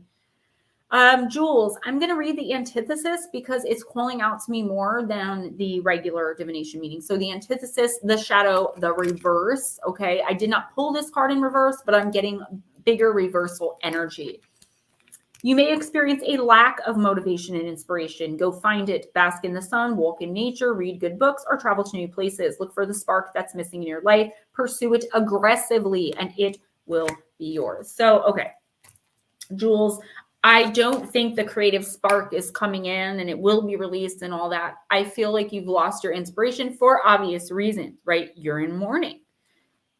So I feel as though, wow. So your mom wants you to draw on her energy to get you through this. Thinking about her, mourning her, that's one thing. That's a normal human thing. Going into meditation and calling her, right? Walking through the woods or just sitting in your front yard, closing your eyes and listening to the wind and hearing her message. She's trying to give you some messages, some words of advice, and it's just like bouncing off of you because you're closed off right now because you're in mourning. I would definitely recommend doing a chakra balancing meditation to get everything in alignment and pay attention to your dreams. Write down any downloads or thoughts that come in that you're like, whoa, where did that come from? It's coming from her. And she didn't fully cross yet. That doesn't mean that she's not going to. There's nothing wrong. She's kind of half in, half out, making sure you're okay. But she wants you to use her energy. She's trying to give you her energy so that you can get through this quickly. She wants you to get through it quickly, not get over it, but get through the process quickly so that you can move on and move forward in your life. She does not want to see you the way that you are. TD Dean.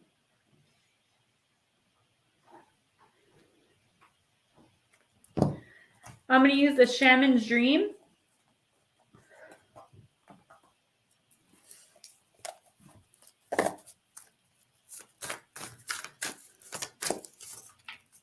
Smoochie, right?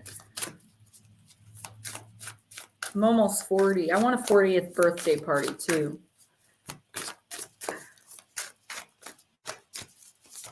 Hi, Miss Vera. Heartache to heartache we stand. I did not hit that note. No promises, no demands. Nick, don't leave without a reading.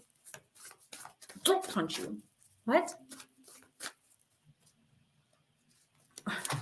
Psych. You remember that? 1 minute you're young and fun, and the next minute you're turning down your car stereo so you can see where you're going better. Is that the meme? I thought it was hilarious.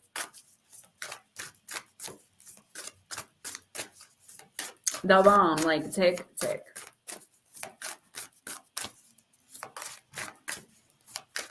All right, TD, let's do this. Gathering Around, the Power of Community, card number 26 in the Shaman's Dream Oracle.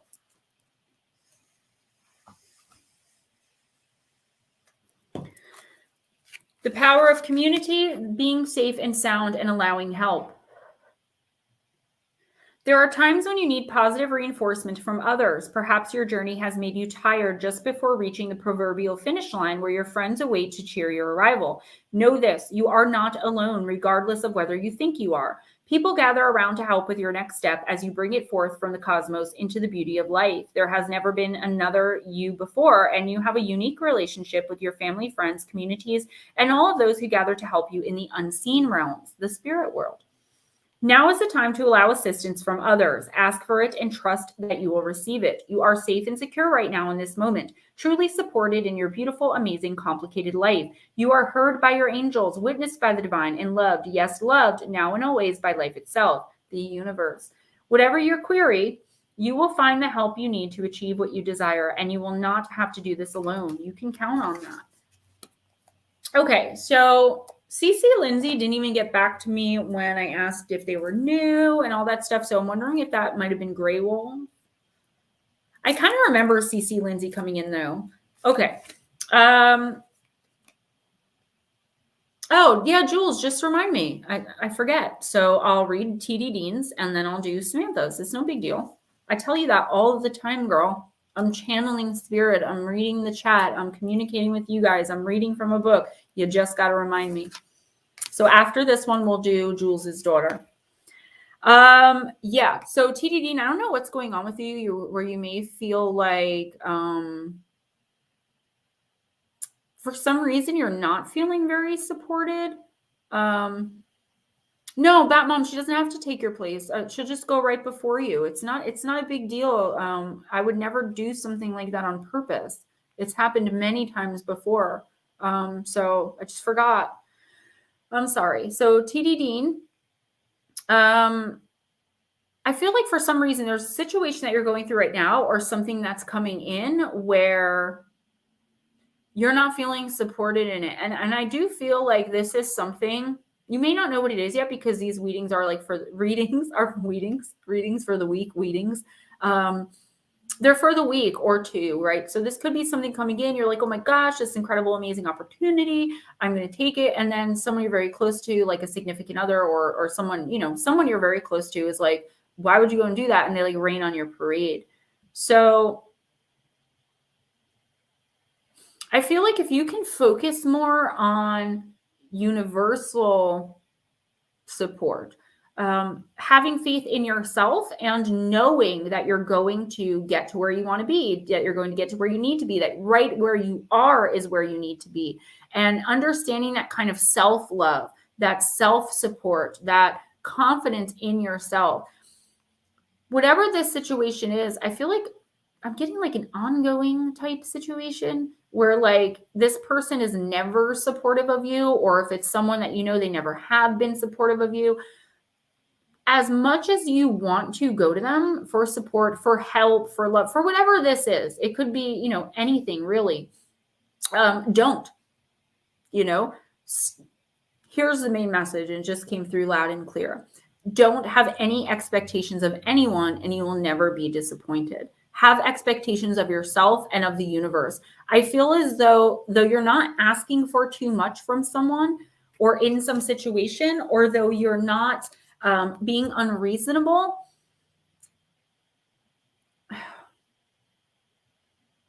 it's like you have to learn to focus more on self and self-love. You're not being unreasonable. You're not asking for too much. So that should tell you something about this other person, right? Honey, the universe is loud and clear. Focus on self. Focus on the people that do show you support and who do show you acceptance and love, and whatever this is. I do feel, like I said, a recurring thing. Like this person, whoever it is constantly being unsupportive, neglectful, just, you know, these very little expectations they're not even living up to. So maybe you should start looking more towards self and start asking yourself, you know, what does this person bring to the table? Even if it's not a romantic relationship, situationships, and any kind of relationship should always be equal give and take for the most part, right? When it comes to support, kindness, things that are free and easy to give, maybe they're not so easy for most people. And is that someone you really want to be connected with or leaning on or expecting things from? Bat Mom, I know you're the bomb diggity. Okay, smoochy, smoochy too. I see you girls. All right, let's do Samantha. Let's do the Oracle of the Radiant Sun. I really love this deck.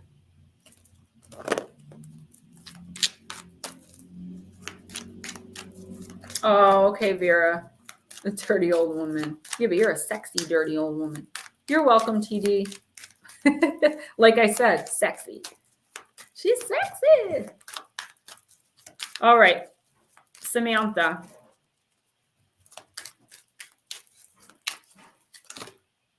Oh, there it is. Intuition. Wow, what a good card. All right. So this is, I believe it's, Mercury. Mercury in Cancer. That's a really good placement.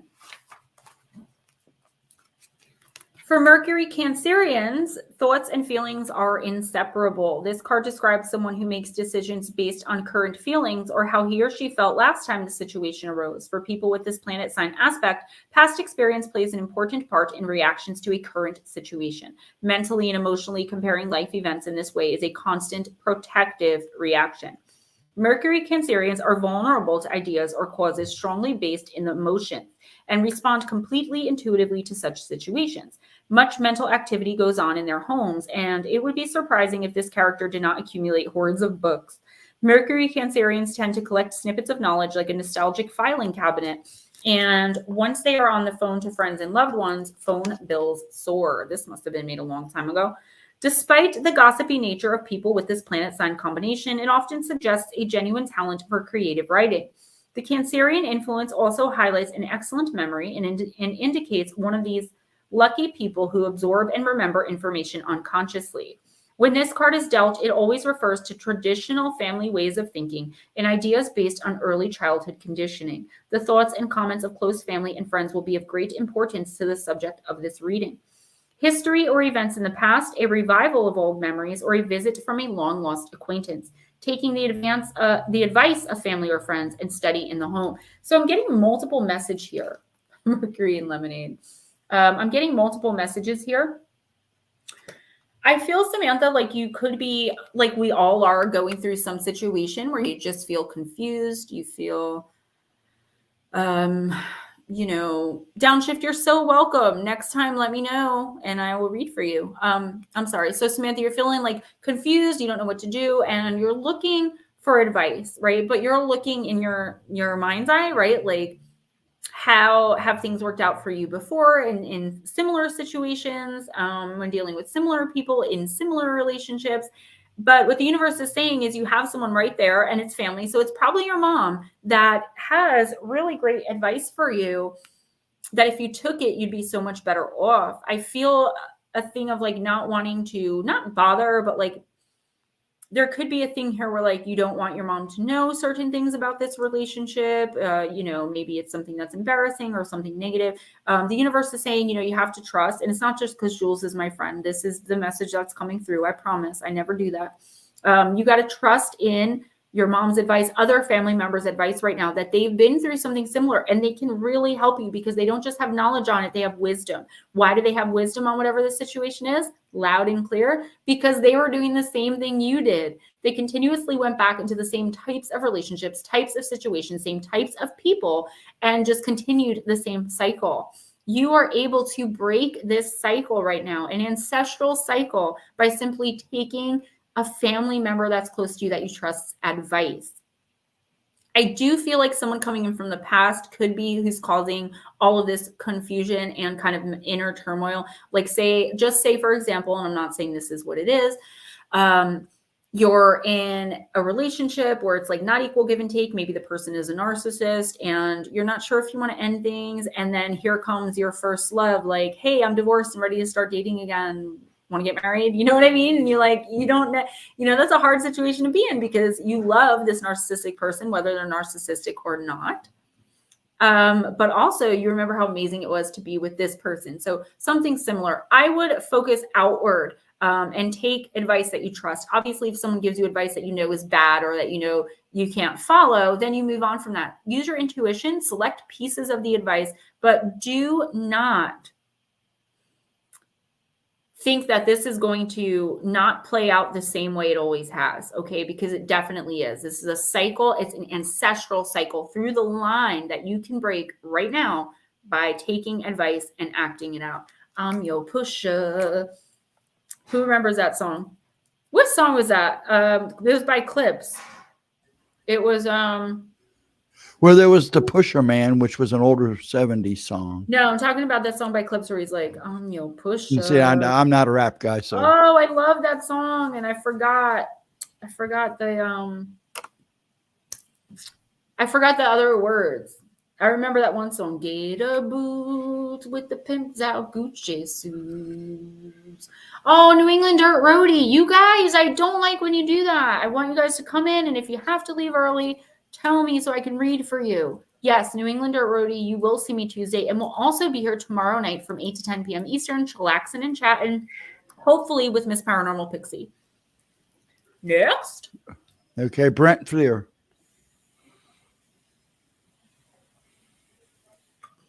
Brent, are you still here? I thought I saw him. I think he is. I just like to make sure. I know. Always good to get that confirmation. But it don't matter. I'm just babbling like you don't understand what I'm saying anyway. I'm just traveling in one ear and out the other. You're so effing drunk. All you hear is the beat. I could be saying anything. So get your butt on the floor. Wear the same pants as you wore on the day before, baby. Yeah, now shake that ass like I'm talking to you. Get up and dance. Wiggle that. I'm sorry. Eminem popped into my head. Oh, Brent. Okay, sir. We're going to use the Vampire Oracle for you, sir. And thank you for coming in. What's up, Max Stacks? Sometimes you got to get your Eminem on. Okay. There it is. Natural, authentic, real, organic.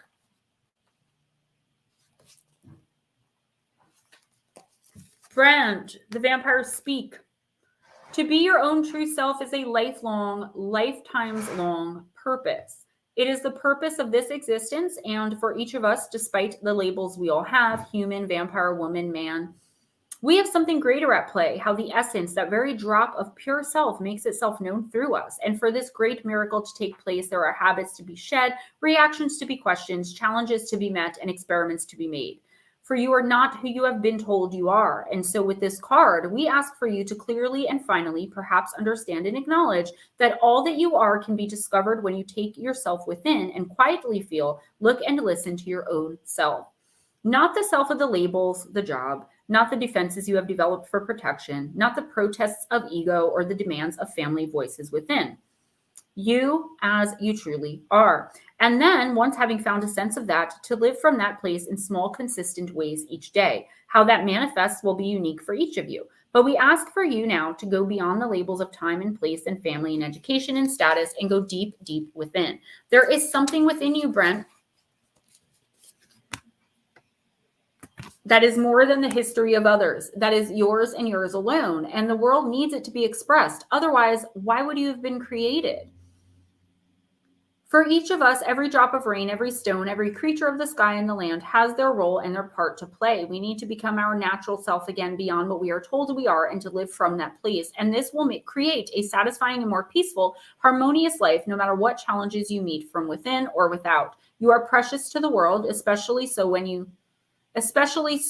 find that part of you that is only yours to offer and add it to the song of the world and make all that is more beautiful, more fulfilled, and more totally realized as a consequence of your soul's truest expression. Nutslap, are you still here? Blessing, when you take away the trappings of money, power, status in the world, and you are left with the things of the spirit. And are you rich in the ways of the soul indeed? Oh, you are rich in the ways of the soul indeed. This creates a balanced, centered, strong core. Too much reliance on the feedback of society. This is the curse. Self-worth is centered in status and therefore is constantly shifting, being uncentered. Working with this card, there has been an over-reliance on ways of identifying who you are, whether you have categorized yourself by a job or your appearance, personality, or wealth and background. It is time to go beyond this to who you truly are and know yourself from the inside out. This does not require puzzlement and complexity. It requires quiet distillment and true reflection and contemplation of self. You have too many definitions others have given you. Let them go and learn the song within you and give voice to that in order to become natural and truly fulfilled as your own self. Moonwalker Droop Balls. Hi. So, Brent, I'm getting a message here for you of self-love. I feel like there's something you're looking for in life, and for whatever reason, it's like you've already decided you can't have it. It could be a person that you really want to talk to more and get to know and possibly date and spend time with, but we use that term right out of my league. So whether it's a person or a thing, it's like you're automatically thinking this thing is out of your league. And that's the message I'm getting, something coming in this week or next week, but it could already be starting. The universe wants you to stop and understand that you are a human being. Everyone's a human being, right? At least partially.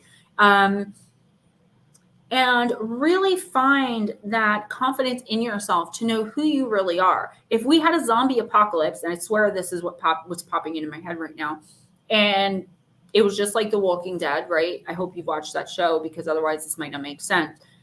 Who would you be then, right? With no home, most of your family and friends gone, probably by yourself or with several strangers. There's no way to get food. Do you know what I mean? Like when there's absolutely nothing left and you're just stripped to your core, Brent, who are you? If you know that, that's amazing. I do feel like you're pretty connected with who you really are and what you really want. I get that vibe from you, even just off Facebook. But there's something coming in that's kind of going to encroach upon that confidence that you have, something or someone. The universe is saying, don't even allow it to touch your energy. Don't allow it to affect you. Move forward as you always do, confident in your plan, confident in yourself and your abilities in whatever it is, and know that you are worthy, worthwhile, and human.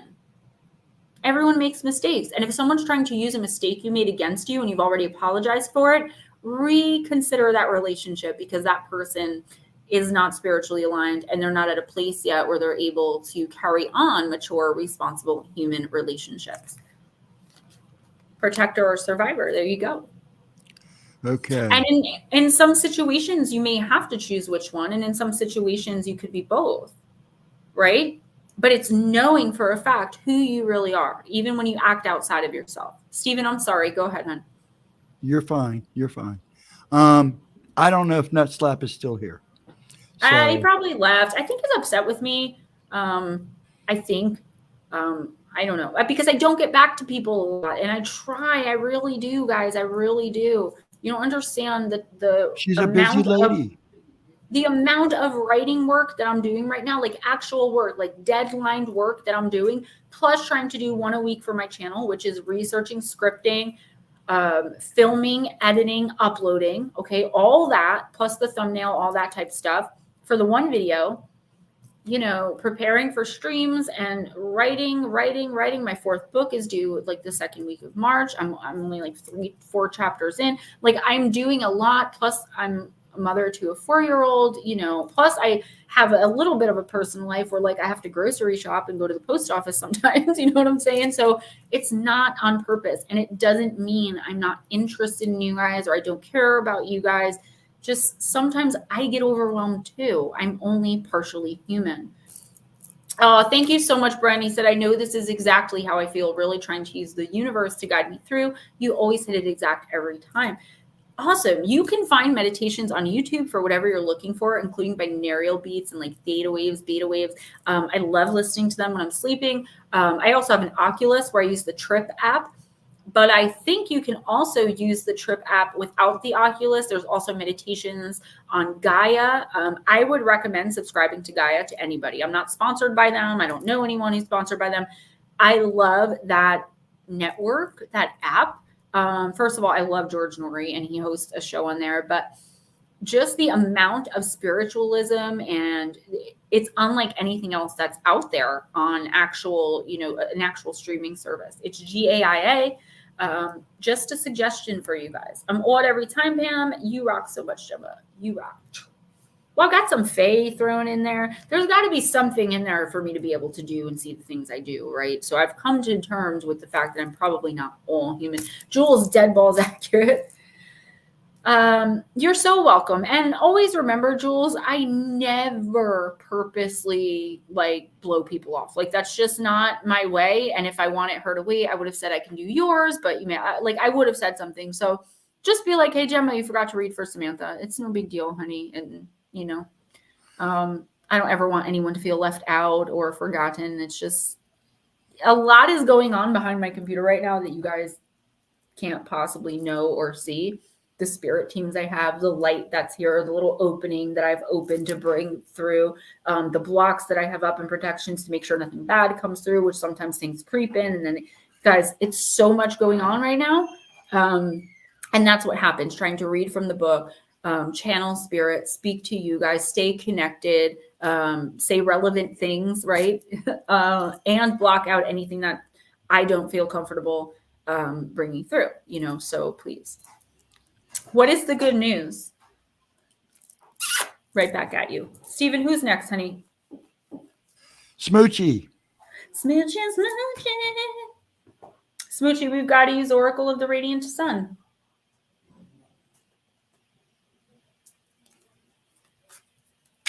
Oh, no, honey. If that were the case, I would tell you. I've actually never had that happen, to be honest with you. It's so strange because you would think, like, for all the readings I've done in the past, what, year and a half, maybe even 2 years, that there would have come one person that I'm like, I don't know, I can't get anything. That's why kind of Wednesday I lay low. Like, I don't talk to a lot of people. I don't do a lot of work outside of preparing for these streams because I want to make sure that everyone gets the message they're supposed to. There's no confusion or mix up. They're re-releasing Back to the Future. I agree. I say about time. Yes.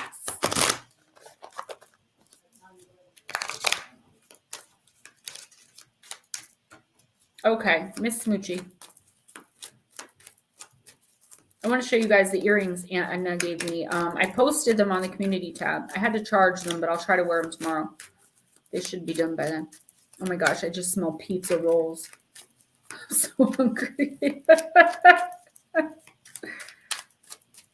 All right. Okay, Miss Smoochie, you got, I believe it's Jupiter. I'm going to look. Jupiter in Leo, publicity.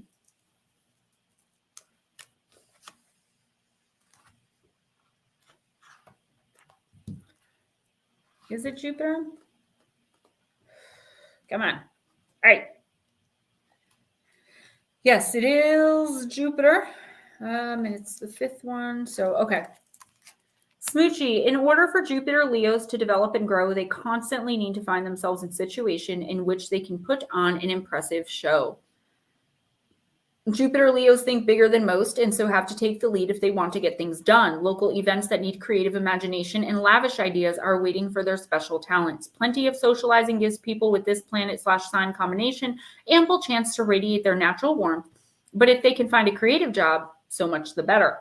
Their creativity finds good opportunity for appreciation in any of the arts, and their talents, whether professional or amateur, grow as they mature. With this placing of Jupiter, gambling will be a temptation, and some discipline may be useful to rein in over-optimism in this particular area. The children of Jupiter Leos, if they have any, are likely to be a source of great pride, and parents will spare no expense on their education. There is likely to be at least one creatively talented and successful offspring of this placement. Because of the Leo link with children, when this card is drawn in a reading, it can indicate the encouragement of a child in a creative expression of their talents. This can manifest negatively as the archetypal over-pushy mother of the child's star, living out her fantasies of fame through her progeny. Positively, it can refer to a nurturing and supportive parent or grandparent. Blowing one's own trumpet, the attraction of some kind of fame or attention, taking a leading role in a local activity, a prominent member of the church or similar organization. So this is definitely your connection with little guy. And it's funny, I wish I could draw or sketch or do anything because I actually saw what he's going to look like when he's like in his mid to late 20s the other day. And it was really like, he looks really cool. He's got like a big Willy Fire beard. I feel like this is your connection with not only the tiny guy, but the little guy as well, right? There may be something that you're seeing your daughter do or your children do with their children. So you're watching your child with your grandchildren. And I feel like you're seeing a lot of yourself. You may be feeling very nostalgic for the days that you were in the position that they're in.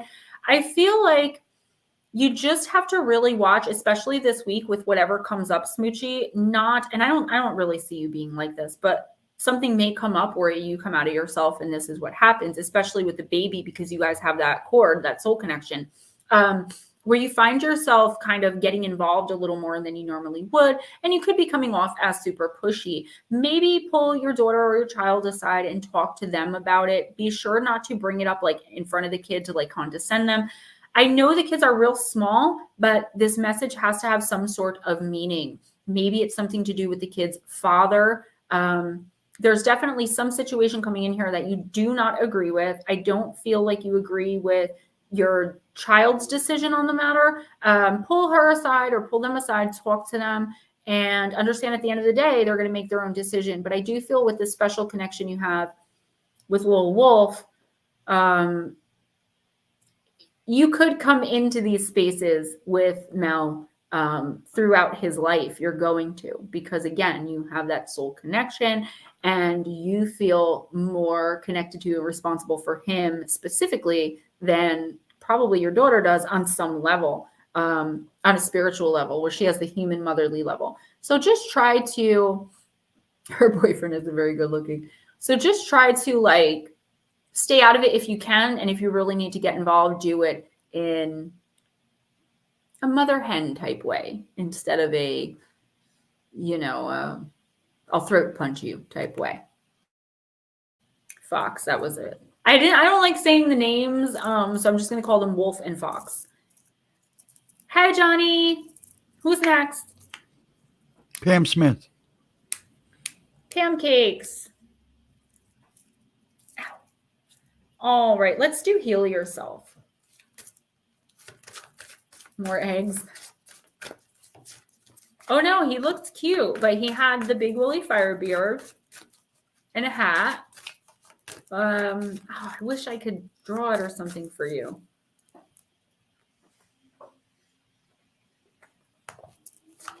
All right. Miss Pam Cakes. Oh, I love you too, honey. I really do. Have a good night, TG. Thanks for coming in. Okay, Max Stacks, next time you come in, let me know if you got to leave early and we'll push you up, okay? And make sure you get a reading. I love you too, Pancakes. You're a sweetheart.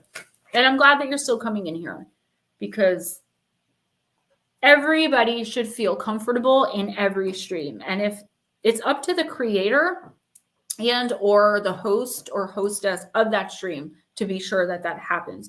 So when there's, and I'm not specifically talking about you, Pam, I'm just saying in general, because it's just popped into my head, which means it's kind of channeled.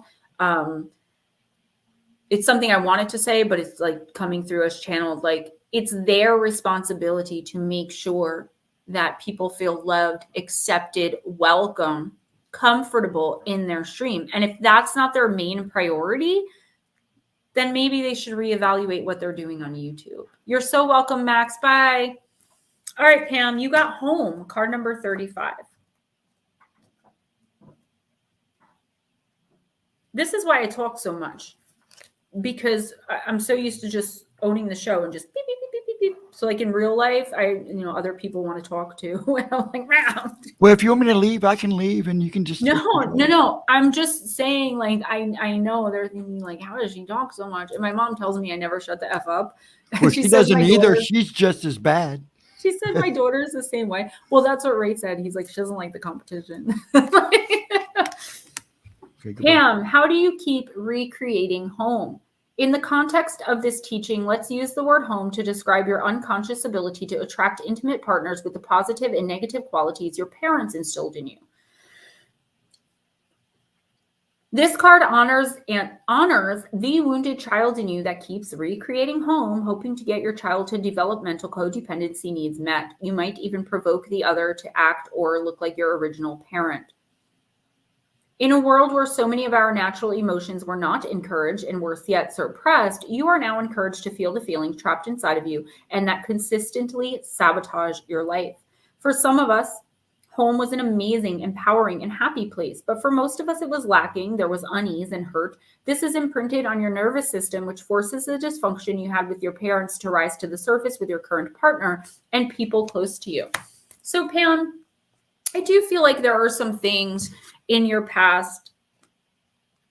Okay, bye, Anne. There are some things in your past that could be coming up. This doesn't mean people coming up. I just mean like emotions and feelings that you're like, what is making me, cry while I'm eating this apple pie? And it could be because, you subconsciously miss your grandma who used to make apple pie all the time, something like that. All of these emotions and feelings. And the universe is urging you, begging you almost to start looking for the source. Because when you find, pusher Pam, when you find the source of these emotions, that's shadow work, working on your inner child and really learning where all of this toxicity, where all this toxicity is coming from and where all of this fracture began, Pam. And I feel like if you could start really looking into, it's not so much a dwelling or like searching for any of this, but as things come up, understand where they came from, why you feel them, and then release them into the universe. I feel like you have a lot of negative energy attached to yours simply because of past experiences that maybe you had no control over or very little control over. So it's time to start working on this, gaining the wisdom, the knowledge, and releasing all of it out into the universe. And as soon as you do that, your power to manifest, abundance and blessing and whatever it is that your heart desires there'll be a clear path to that. Until then, you have all these blockages. Another person, pusher Pam, that I would suggest chakra alignment meditation to. 12 to 15 minutes. I try to find background ones for Bat Mom. They have like listen to this meditation in the background to lose weight. I could not find any background chakra ones, and I had used them before, so maybe they're just not on YouTube anymore. But it is time to take some time for Pam, some spiritual time to align yourself, to clear out any blockages. If there's any shot of you going to a Reiki master, do it. Definitely do it. Bye, Johnny Yuma. Thanks for stopping in. Let me see if I want to put my hair up. It's getting warm in here. Who's next? Well, Perfect Imperfection, but I don't think she's still here. Nope, don't want it up. Okay, she said she really needed to talk to me, so hopefully she has my phone number, or hopefully she realizes she could just email me. Right. Okay, All go right. ahead. Go ahead and do Nick.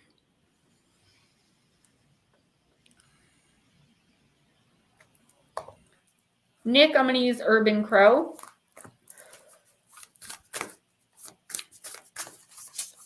Yeah, good. Let's. So Jules wants to contact me because she needs to talk about something important. Perfect Imperfection definitely needs to speak to me about something. Madison came in and I saw her for a second, but I was doing something else and didn't even say hi to her. I don't know if she's still here. I didn't even see her come in. She said she came in and said hi, and then it was like she was gone. Yeah, maybe because I didn't acknowledge her. I didn't mean to. I didn't see her come in because I've noticed that some people show up in StreamYard, but they're not showing up in YouTube. No, Batmom, that's not what I said. Oh, She said, what did you just say? You looking for chakra meditation for weight loss for me? No, I said I looked for you for chakra meditations in the background, like those weight loss ones that you could just listen to the meditation in the background, but I couldn't find any for chakra aligning. Yes, Pam, I definitely do, and I'm totally okay with that. Nick, you got card number 20, Ghosts. Madison, she did come in for like a second, right? Maybe she's at work. Nick, Shadows of the Past, let them visit, but don't let them stay.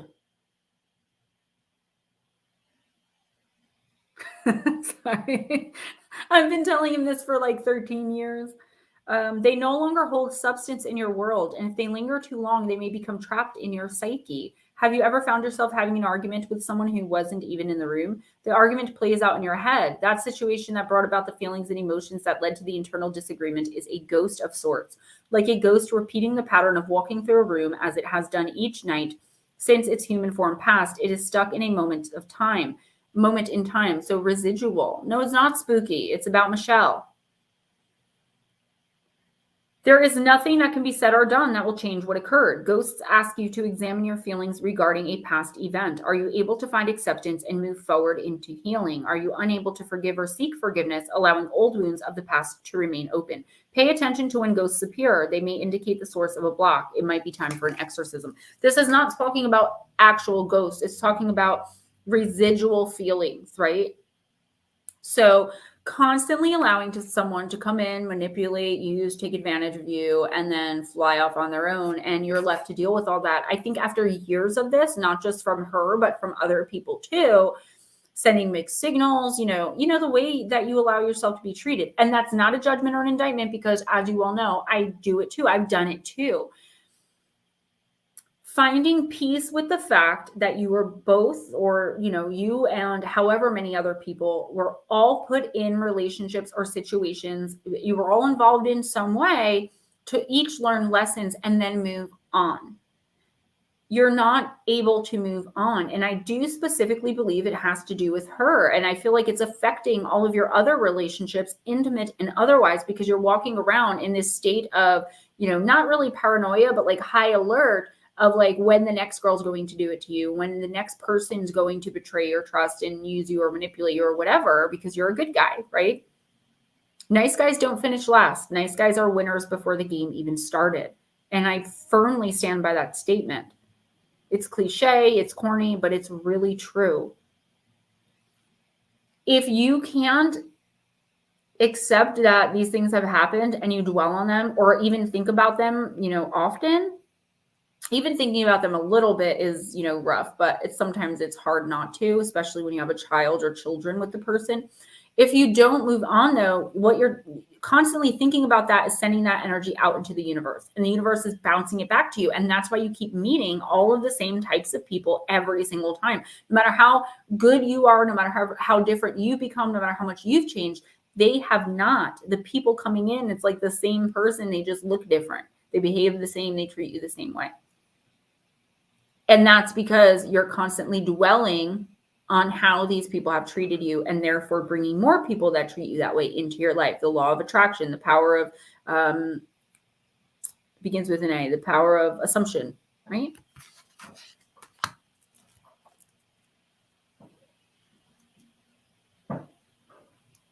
Okay, sorry about that.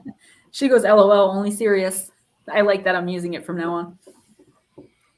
Okay, David Sizer, if he's still here. Dave Cisneros, light worker. Oh, Sinceros. That's how you say it. Don't worry about it. I just say it so that they know who. No, I just didn't know how to say it. Guys, check out this snakeskin jasper. It's pretty amazing. I've been trying to find other jewelry or like a snakeskin jasper crystal on Amazon. They don't have any. Oh, good. That is the higher power for you. Light worker, I am going to use the Divine Circus for you. Pretty soon, I'm going to have to stop listing all of my decks in the description box because I'm like, I only have like 300 words left and I'm going to have to put so many and then put and more. Don't forget, guys, just while we're at it, all 3 of my books, Missing the Faith Theory, Encounters with Evil, 101 True and Terrifying Stories, and Shadow Entities, Sleep Paralysis and Beyond, all available on Kindle and paperback on Amazon. And if you guys want an autographed signed copy, please hit me up, or for anything else you may need, at GemmaJadeParanormal@gmail.com. All of that info is in the description box, and information on readings and information on merchandise. I believe my PayPal, Cash App, Patreon, and Amazon wishlist gift link are also in there. So what's called the Oracle of the Divine Circus? Or the snakeskin jasper. Yeah, I can't find any pieces. And like the 2 worry stones I found were like ridiculously priced. I looked for snakeskin agate too and could not. Hi, Pooja. Okay, light worker, Nebula Warrior, card number 17.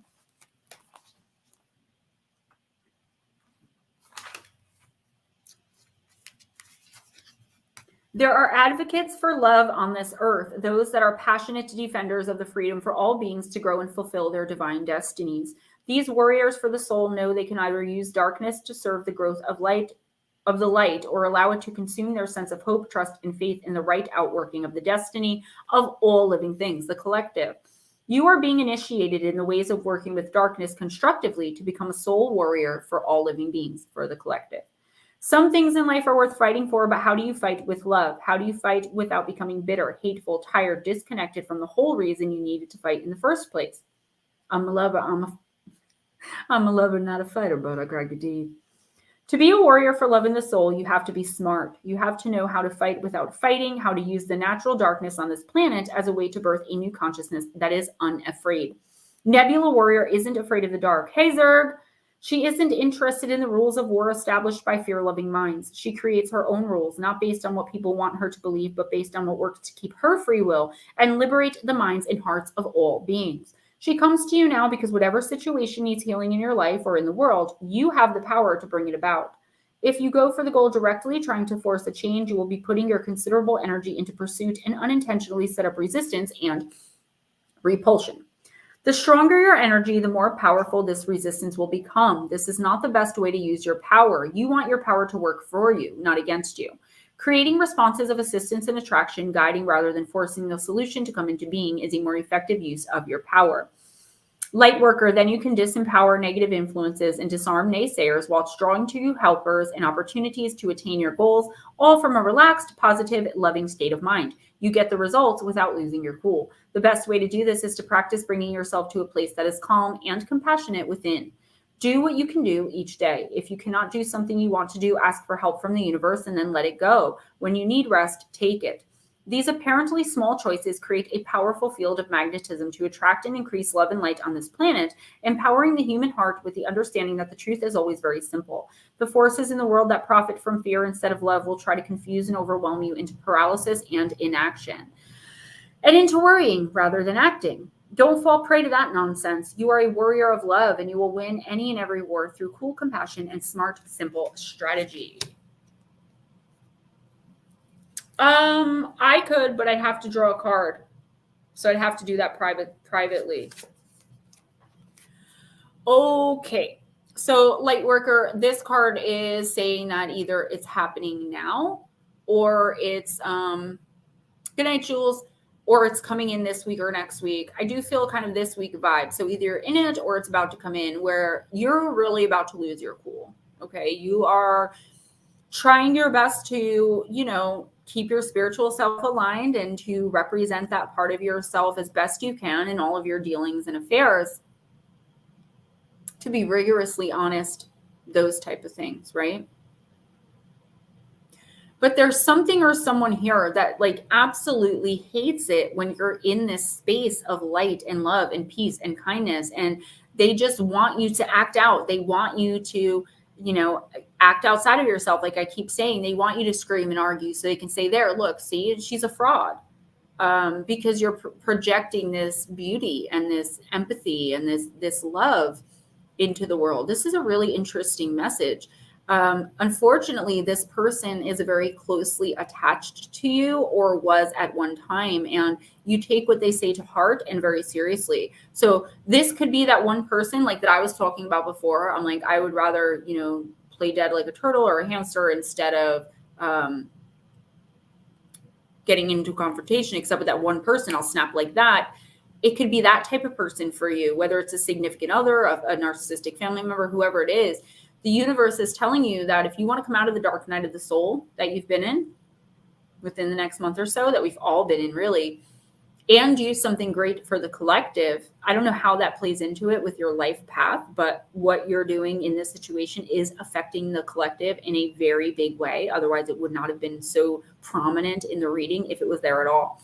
So the universe is telling you that, you're going to be judged, for lack of a better word. You don't actually get judged, but you're going to be, either you're going to have proven that you've learned the lesson by keeping your cool and either walking away, or even better, staying within yourself and within your own boundaries and acting out of love, light, peace, kindness, whether or not the other person's behaving in the same way, keeping your side of the street clean. Or if you're going to be thrown back a few steps, stay in the dark night of the soul and have to repeat the same pattern again because you have proven that you haven't learned everything there is to learn. Pancake, I definitely will. I promise you. I have a list of everyone that comes in here week after week after week, and I pray for you guys. Some of you have your own candles, and when you're going through something specifically, like Jules, she got a candle this week that I light, a pillar. I pick a specific color depending on what you guys are dealing with, so I could definitely do that. I can give you a candle space on my altar or upstairs. So I got you. Bat Mom? Yep. Bat Mom. RJ's like, why can't you be a Bat Mom? I'm like, because the name's taken, dude. Lightworker, thank you so much. It could be more than one person. This is a big test that's somehow affecting the collective and also going to pull you out of the dark night of the soul. It probably is more than one person. Act with dignity of self and kindness towards others all the time. Even if you have to say, look, I'm not doing this, and walk away, don't turn back. You're going to be amazing. You're going to be perfect. You're going to be fine. And you are going to move on from these people. And thank you. Thank you so much. Bat Mom, I want to use the Oracle of the Radiant Sun again. This deck is getting a lot of use for one I wasn't sure I was going to use tonight. Oh, honey, no, Blue Crossroads, no problem at all. Yeah, he is sweet. You do you, and we're going to be here when you need us and if you need us, and we totally get it. We love having you in the chat.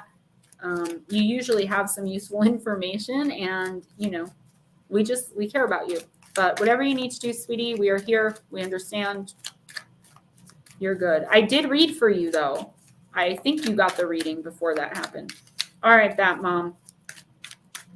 Ooh, Lightworker, good. Let me know what it is you're going to be doing and send me a link, and I will subscribe. All right, Bat Mom, you got, what is this? Mercury, maybe? They have the weirdest little symbols here, so maybe Saturn. Saturn in Gemini. Concentration, Bat Mom. You're welcome. People with Saturn in Gemini show a capacity for good, disciplined thinking, and reasoning. With Saturn, the desire to achieve is foremost, and the Gemini talents combine to find quick and appropriate answers. The need to appear to be the right person. I'm getting boy. Either a boy bat mom. I would say like 80% boy, and the other 20% could just be that she's going to be female with a lot of masculine in her chart, which I have more masculine than feminine in my chart. Doesn't mean anything. Okay. With Saturn, the desire to achieve is foremost, and the Gemini talents combine to find quick and appropriate answers. The need to appear to be the right person in every ambitious situation can sometimes lead to bluff and name dropping.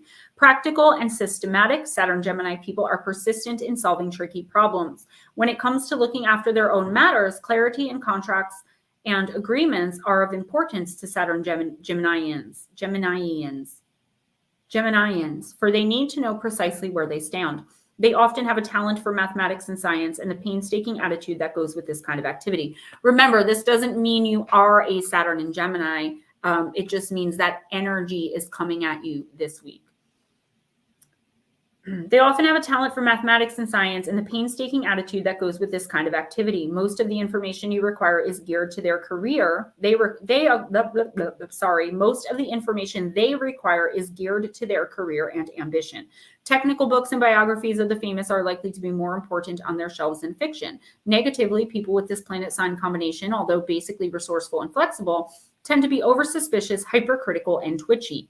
In a reading, this card suggests a situation full of distractions and unnecessary complications. Only by keeping conscientiously to the essence of the matter will the questioner arrive at a successful conclusion. Because Gemini rules the third house, this card can indicate strain in the questioner's relationship with siblings.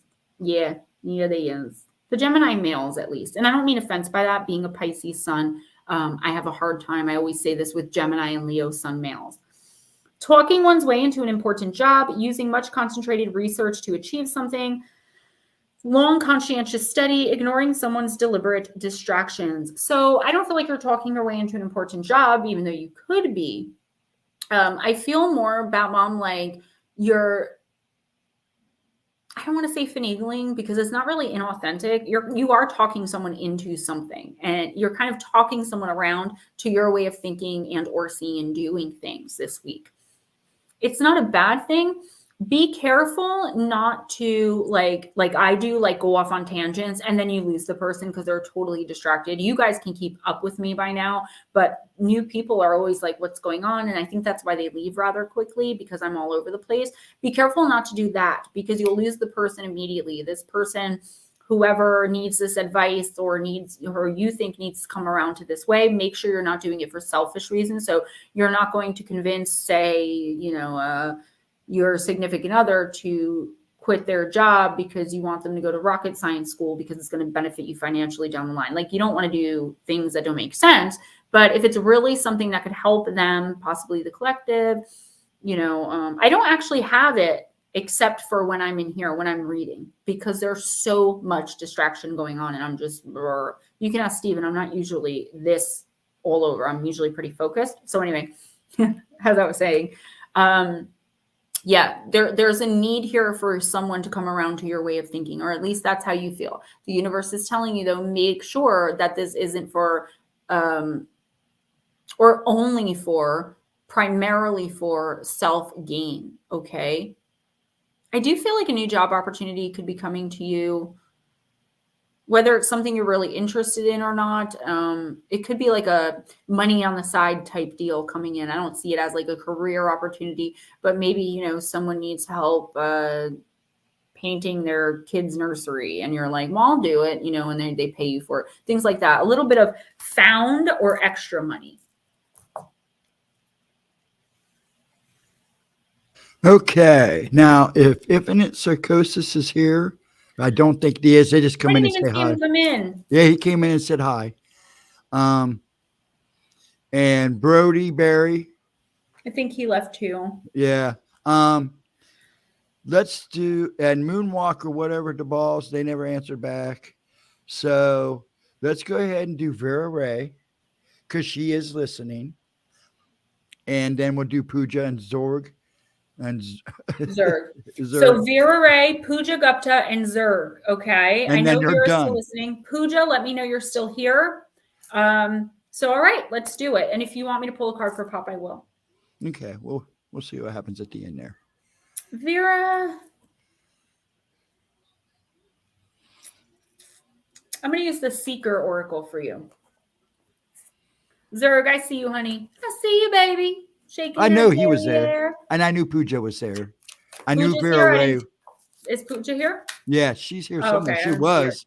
I thought No, her I'm say asking, hi. is she here now? I'm asking. Oh, that's a good question because I did see her come in and say something. Then she said something She's again. another one that like kind of leaves and comes back or has a hard time with responding. Internet or something, yeah. So we'll give her a few minutes. We'll do Vera and Zerg, and then if Pooja doesn't answer, we'll see what's going on, and we will shut this baby down because I still have to script and film a video tonight.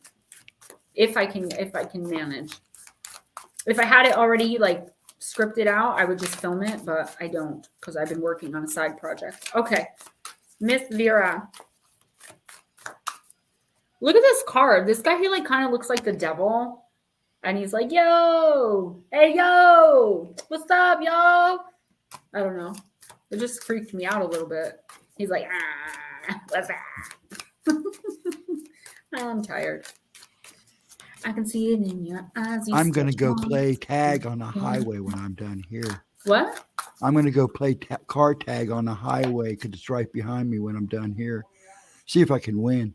I don't know what that means. You don't want to know what it means. I'm being silly. I've been quiet all night, so. I'm not judging you. I just didn't understand what you were saying. No, I was being smart ass. Vera Ray. Time to rise, baby girl.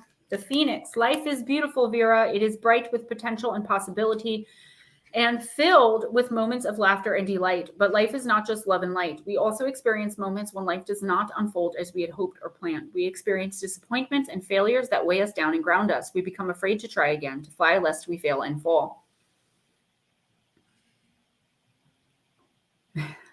Don't allow disappointment and unmet expectations to weigh you down. Be open-hearted, be kind to yourself. Yes, take ownership, but then reevaluate your expectations. Take stock and determine when, how, and why things went awry. Being afraid to fail is not reason enough to make another attempt, especially when our mistakes can be studied and learned from. Figure out what went wrong so you can do it right the next time. It could also be said that the failure is the best possible beginning because it does serve to ground you. When you fail first, you won't take anything for granted the next time. There's only one direction in which you can travel when you're at rock bottom, and that is up. See any failure or disappointment as an opportunity to learn and then put the past behind you. Let them be the ashes of what was. Armed with new knowledge and wisdom, be like the phoenix and rise again. It's time to see potential and possibility once more and allow both to lift you to new heights. Vera, this is an amazingly beautiful card, okay? And this is a great message. There might be something. First of all, okay, let's start with this. I want to talk about expectations because that's come up quite a bit tonight. So when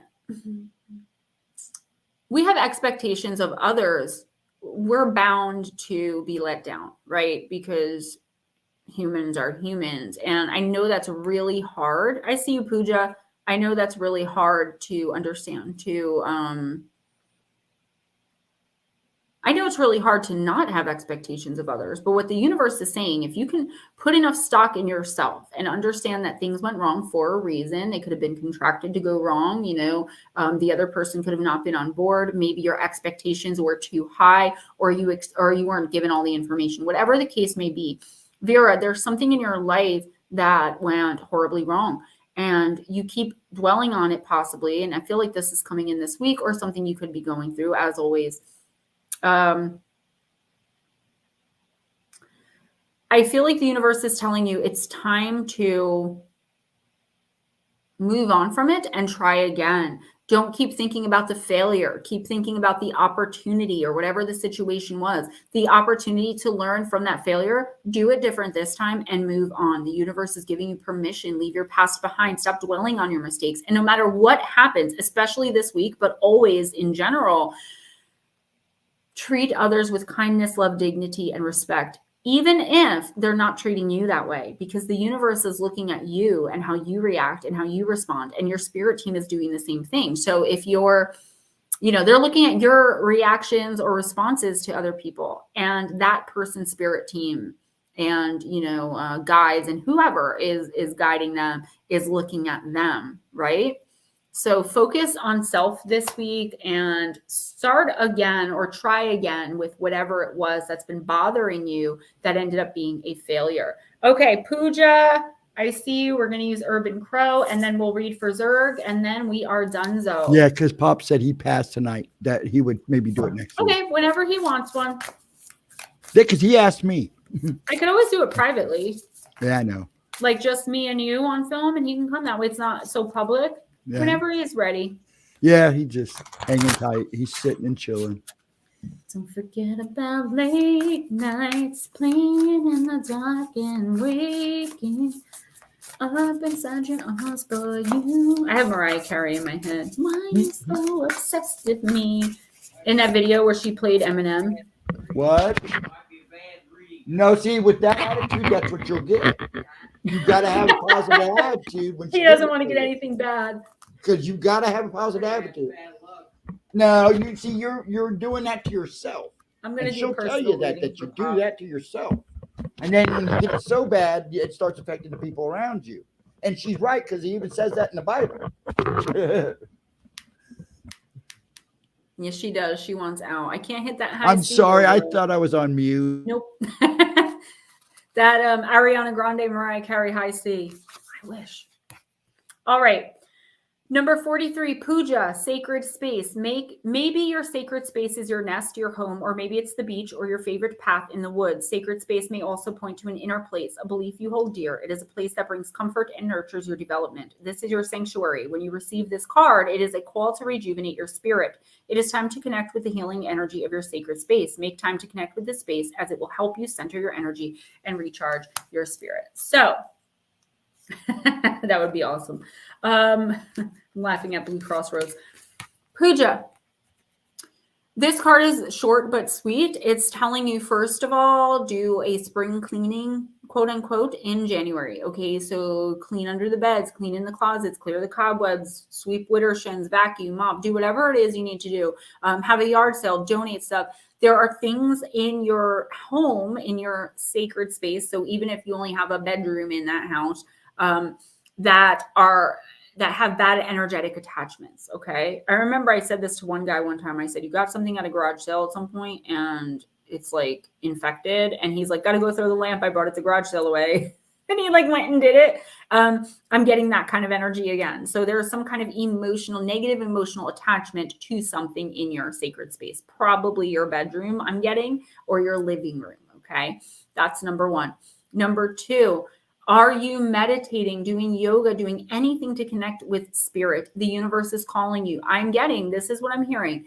I hear you, Puja. I want to help you, but you have to be able to hear me. So your guide is telling you, your main guide and your spirit team is like, come on, just call on us, just focus on us, believe in us, right? I don't know if you're religious or not. I'm just using this as an example. They say that when you pray to Jesus, you just expect that prayer to be answered. That's faith. And if you don't, it's probably not going to be answered. It's the same thing with spirit. It's the same thing with your team. Having faith, and this has been a theme of the night. Puja, for this week, I want you to try to meditate, pray if that's what you do, to whoever, whatever you pray to. Like I said, if you do, otherwise meditation. Puja, I would also look into working with crystals. Your guides are really trying to connect with you right now. There's something you're going through that you need them to communicate with you, but you're not going to hear them because you're blocked. Clean your sacred space. Like I said, even if it's only your bedroom, get rid of things.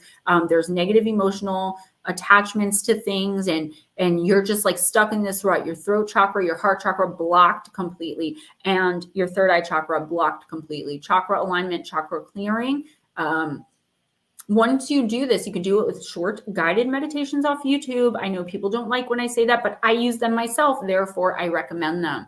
Once you do all this and open yourself up to the universe, to your spirit team, to your guides, your ancestors, deceased loved ones, whatever, the extraterrestrials, whoever it is. Okay. Good night, Brent. Thank you so much for coming in and hanging out. That was awesome.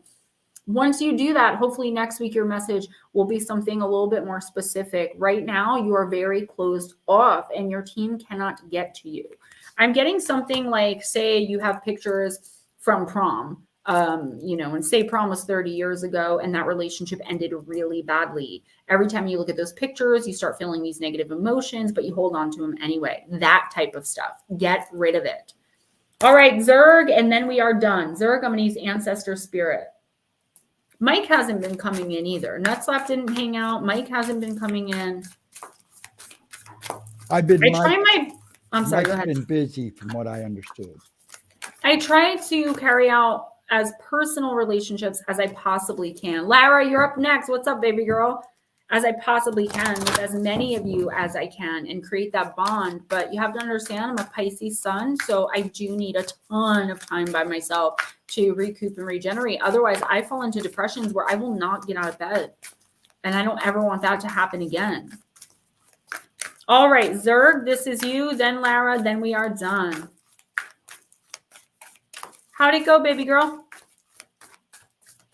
Pooja, if you are meditating already, keep it up. Clear your space, your bedroom and or your living room at least, and listen intently and carefully. Do a chakra cleansing and alignment, okay? 12 to 15 minutes. It doesn't take a lot.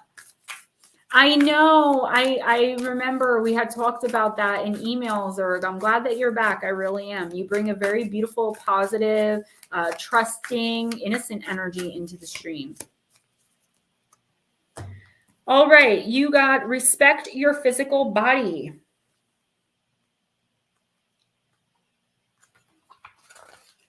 Detox, rejuvenate, relax. It is time to pay more attention to your physical surroundings, both your body and the environment where you live and work. Your mortal body is just as important as your spiritual energy. It is important to look after the vessel that carries your soul. Consider how you contribute to your health and well-being. Also, look at the energy where you live and work. Create a sacred space so you can go home to relax and recharge. Is this not synchronistic?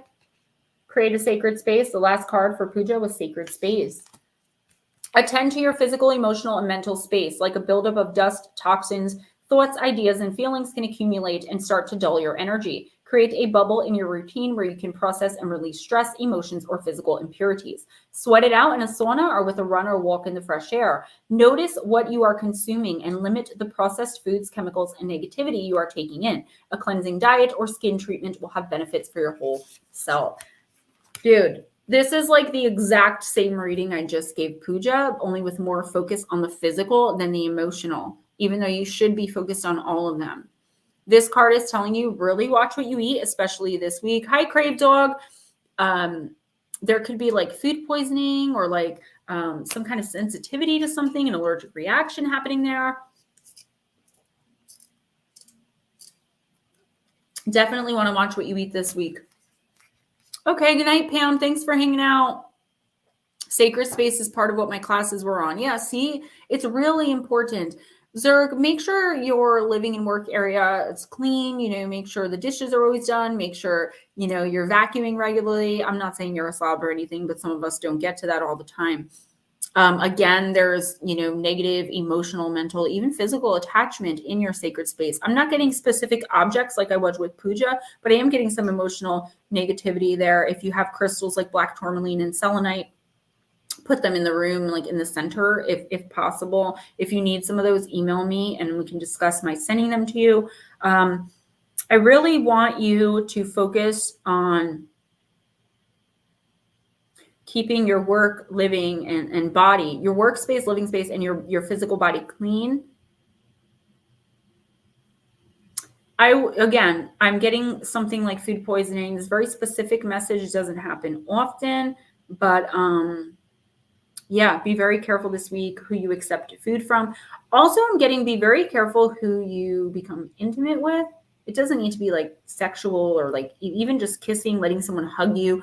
When we hug, when we touch, our energies connect with other people's. And if they have bad energy, sometimes it does get stuck to us, especially empaths. Okay, so limit your physical touch and connection with people you don't know, people you don't trust. You know what I'm saying? Just for this week. I know that was a strange message and I don't usually get ones like that, but it is what it is. So we'll do Lara, Crave Dog, and then we're done.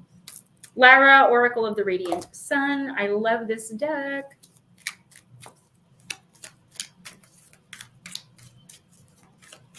That mom said, Ghost Dragons, why are you leaving? That Zerg, wash your hands. I know I don't like really specific messages like that because I feel like that's more of like a personal thing. Like, hey, you could get food poisoning this week.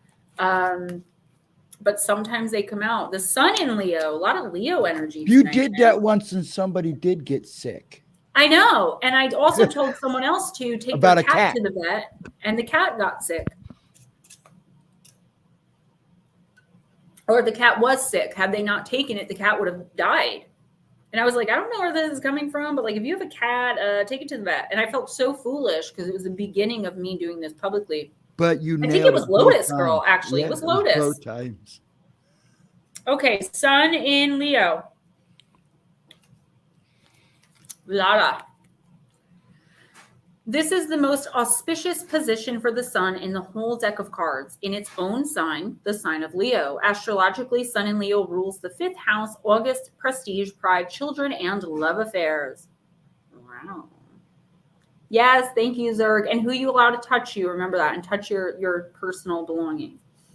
Sun Leo people are defined by their dignity and generosity, great vision, and the power to see a plan and make it a reality. When this card appears, it has provided or is about to present a great relieved at last type feeling. Sun in Leo is not about sudden, unexpected good luck, but much more concerned with gaining the recognition of results one has been aiming for. It represents good fortune in the sense that all the hard work put into a project or situation is at last recognized. A good performance is satisfactorily rewarded, and one should now take an opportunity to lie back and relax. Although the fortune card represents the successful end of a long, hard journey, it does not mean that the person it applies to has come to a standstill. The longed for success has opened a doorway to new horizons and greater responsibility. Good night, Blue Crossroads. Love you. There is an element of game playing when this card appears in a reading. It denotes that whatever has gone before had a long-term strategy in which each move was countered with a new problem to solve. The inquirer accepted the challenge each time and surmounted it. When the fortune card appears with cards that are less auspicious, it has the power to lessen any negatives in the reading. Grand successful plans, great show or achievements, receiving recognition, a creative success, exhibition of talents, successful offspring, love affair.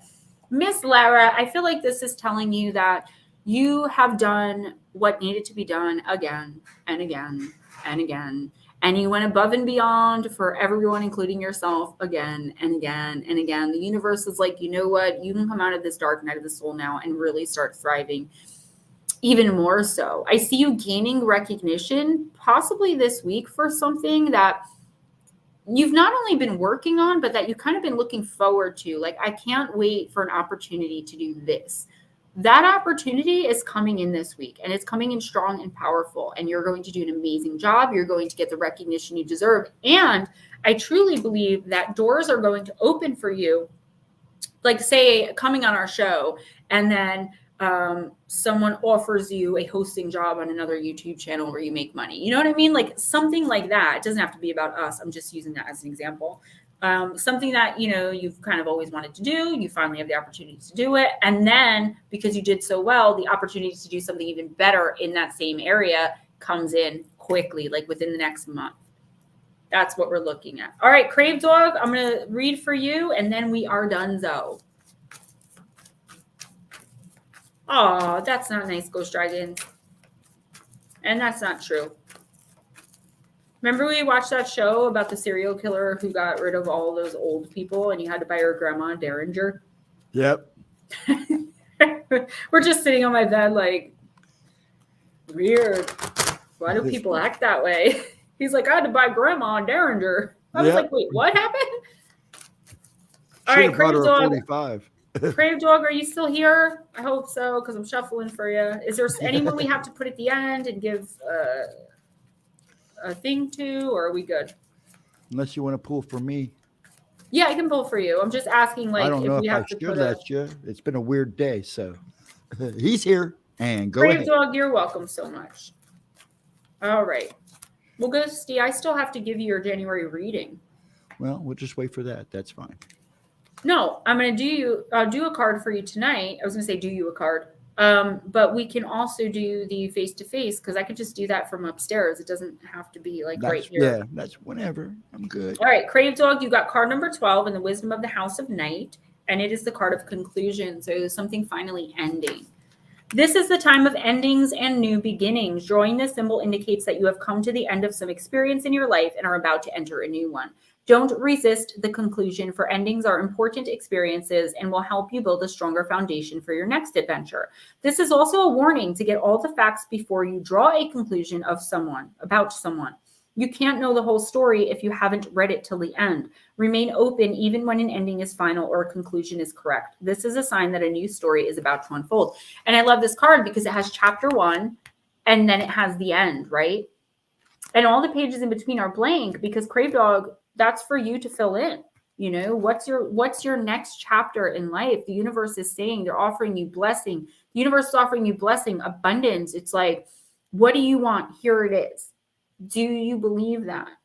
If you do and you have faith, it's coming right in. We're all coming out of these dark nights of the soul, which is amazing. I feel like something could happen this week, though, where you immediately jump to a conclusion in your head. That's obviously what the card said, but I do feel that very strongly. Where someone says something to you, I feel like it's more of someone spreading a rumor to you about someone you care about. Like, for instance, say that your significant other, you know, they're your soulmate, and your best friend's like, hey, did you hear what your significant other did? And then before even approaching your significant other who you love and adore so much, you immediately believe this. That's the energy and the air around you. We're in a retrograde. It's not how you normally would behave, but I feel like this week, really watch out for that. And again, that's just an example. Rumors being spread at work. Don't get involved in any drama, especially at work, but at home too, in your living situation, whatever it is, no drama, like drama-free zone at all times around you. And make sure you put up boundaries and just expect people to stick to them. And if they don't live up to those expectations, cut them off. Dead, done, over with. Stuck, stale, stagnant. Those are things, people, places, things, situations that you just have to walk away from and move on from. Okay, Ghost Dragons. Any particular deck?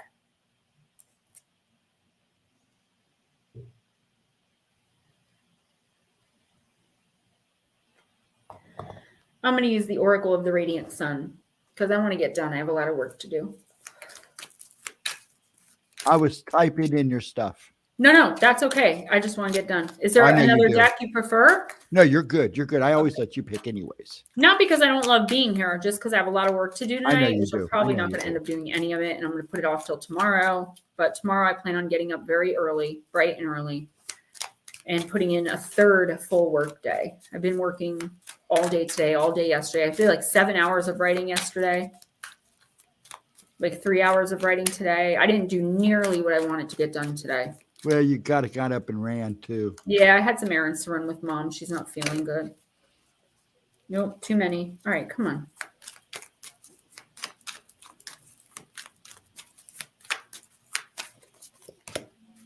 Flirtation.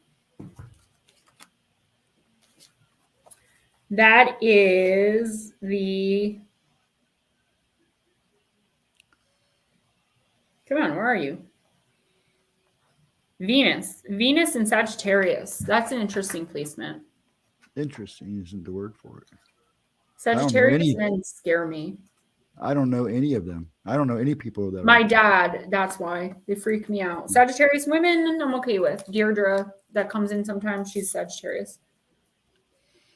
All right. This is it. Ghost Dragons. Flirtation. When Venus is in Sagittarius, it describes someone who is philosophical and fair, honest and true in relationships, in contrast to the nature of the preceding sign, Venus in Scorpio, which is secretive and brooding. Sagittarius is open and free-speaking with regard to love matters. Venus Sagittarians share all thoughts with the loved one, even if sometimes they are a little too frank for comfort. Speaking the truth as they see it, they constantly have to be cautious that their honesty is not just too blunt. Venus Sagittarians are loyal, but need plenty of freedom within a relationship and allow this to their partners too, saying what they think makes for a great deal of flirtatious conversation, which titillates the Sagittarian love of adventure. Close relationships with people from abroad are indicated by this card, and people with this aspect are attracted to the learned or worldly wise. In love, their ideals are high, and they might spend time trying to convert loved ones to their personal philosophy. Religious thought and action in the broadest sense could be prominent. There is, when this card is selected in a reading, a possibility of marriage or a relationship with someone from another place. Often this comes through a meeting at a university or other learning institution. Women who choose this card usually seek a heroic, adventurous kind of partner, a romantic Indiana Jones figure, a foreign lover or holiday romance that blossoms, a marriage abroad, a light-hearted flirtation just for adventure. So this is the energy coming in for you this week. You could be flirting with a person. This could be an attraction, some kind of long distance relationship. Yes, I will, Paranormal Pixie.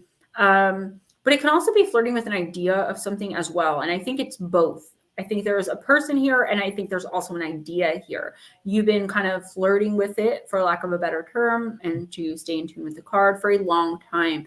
And it's like now you're like, okay, I'm going to do this. Like, I'm going to put this out there, or I'm going to start on this.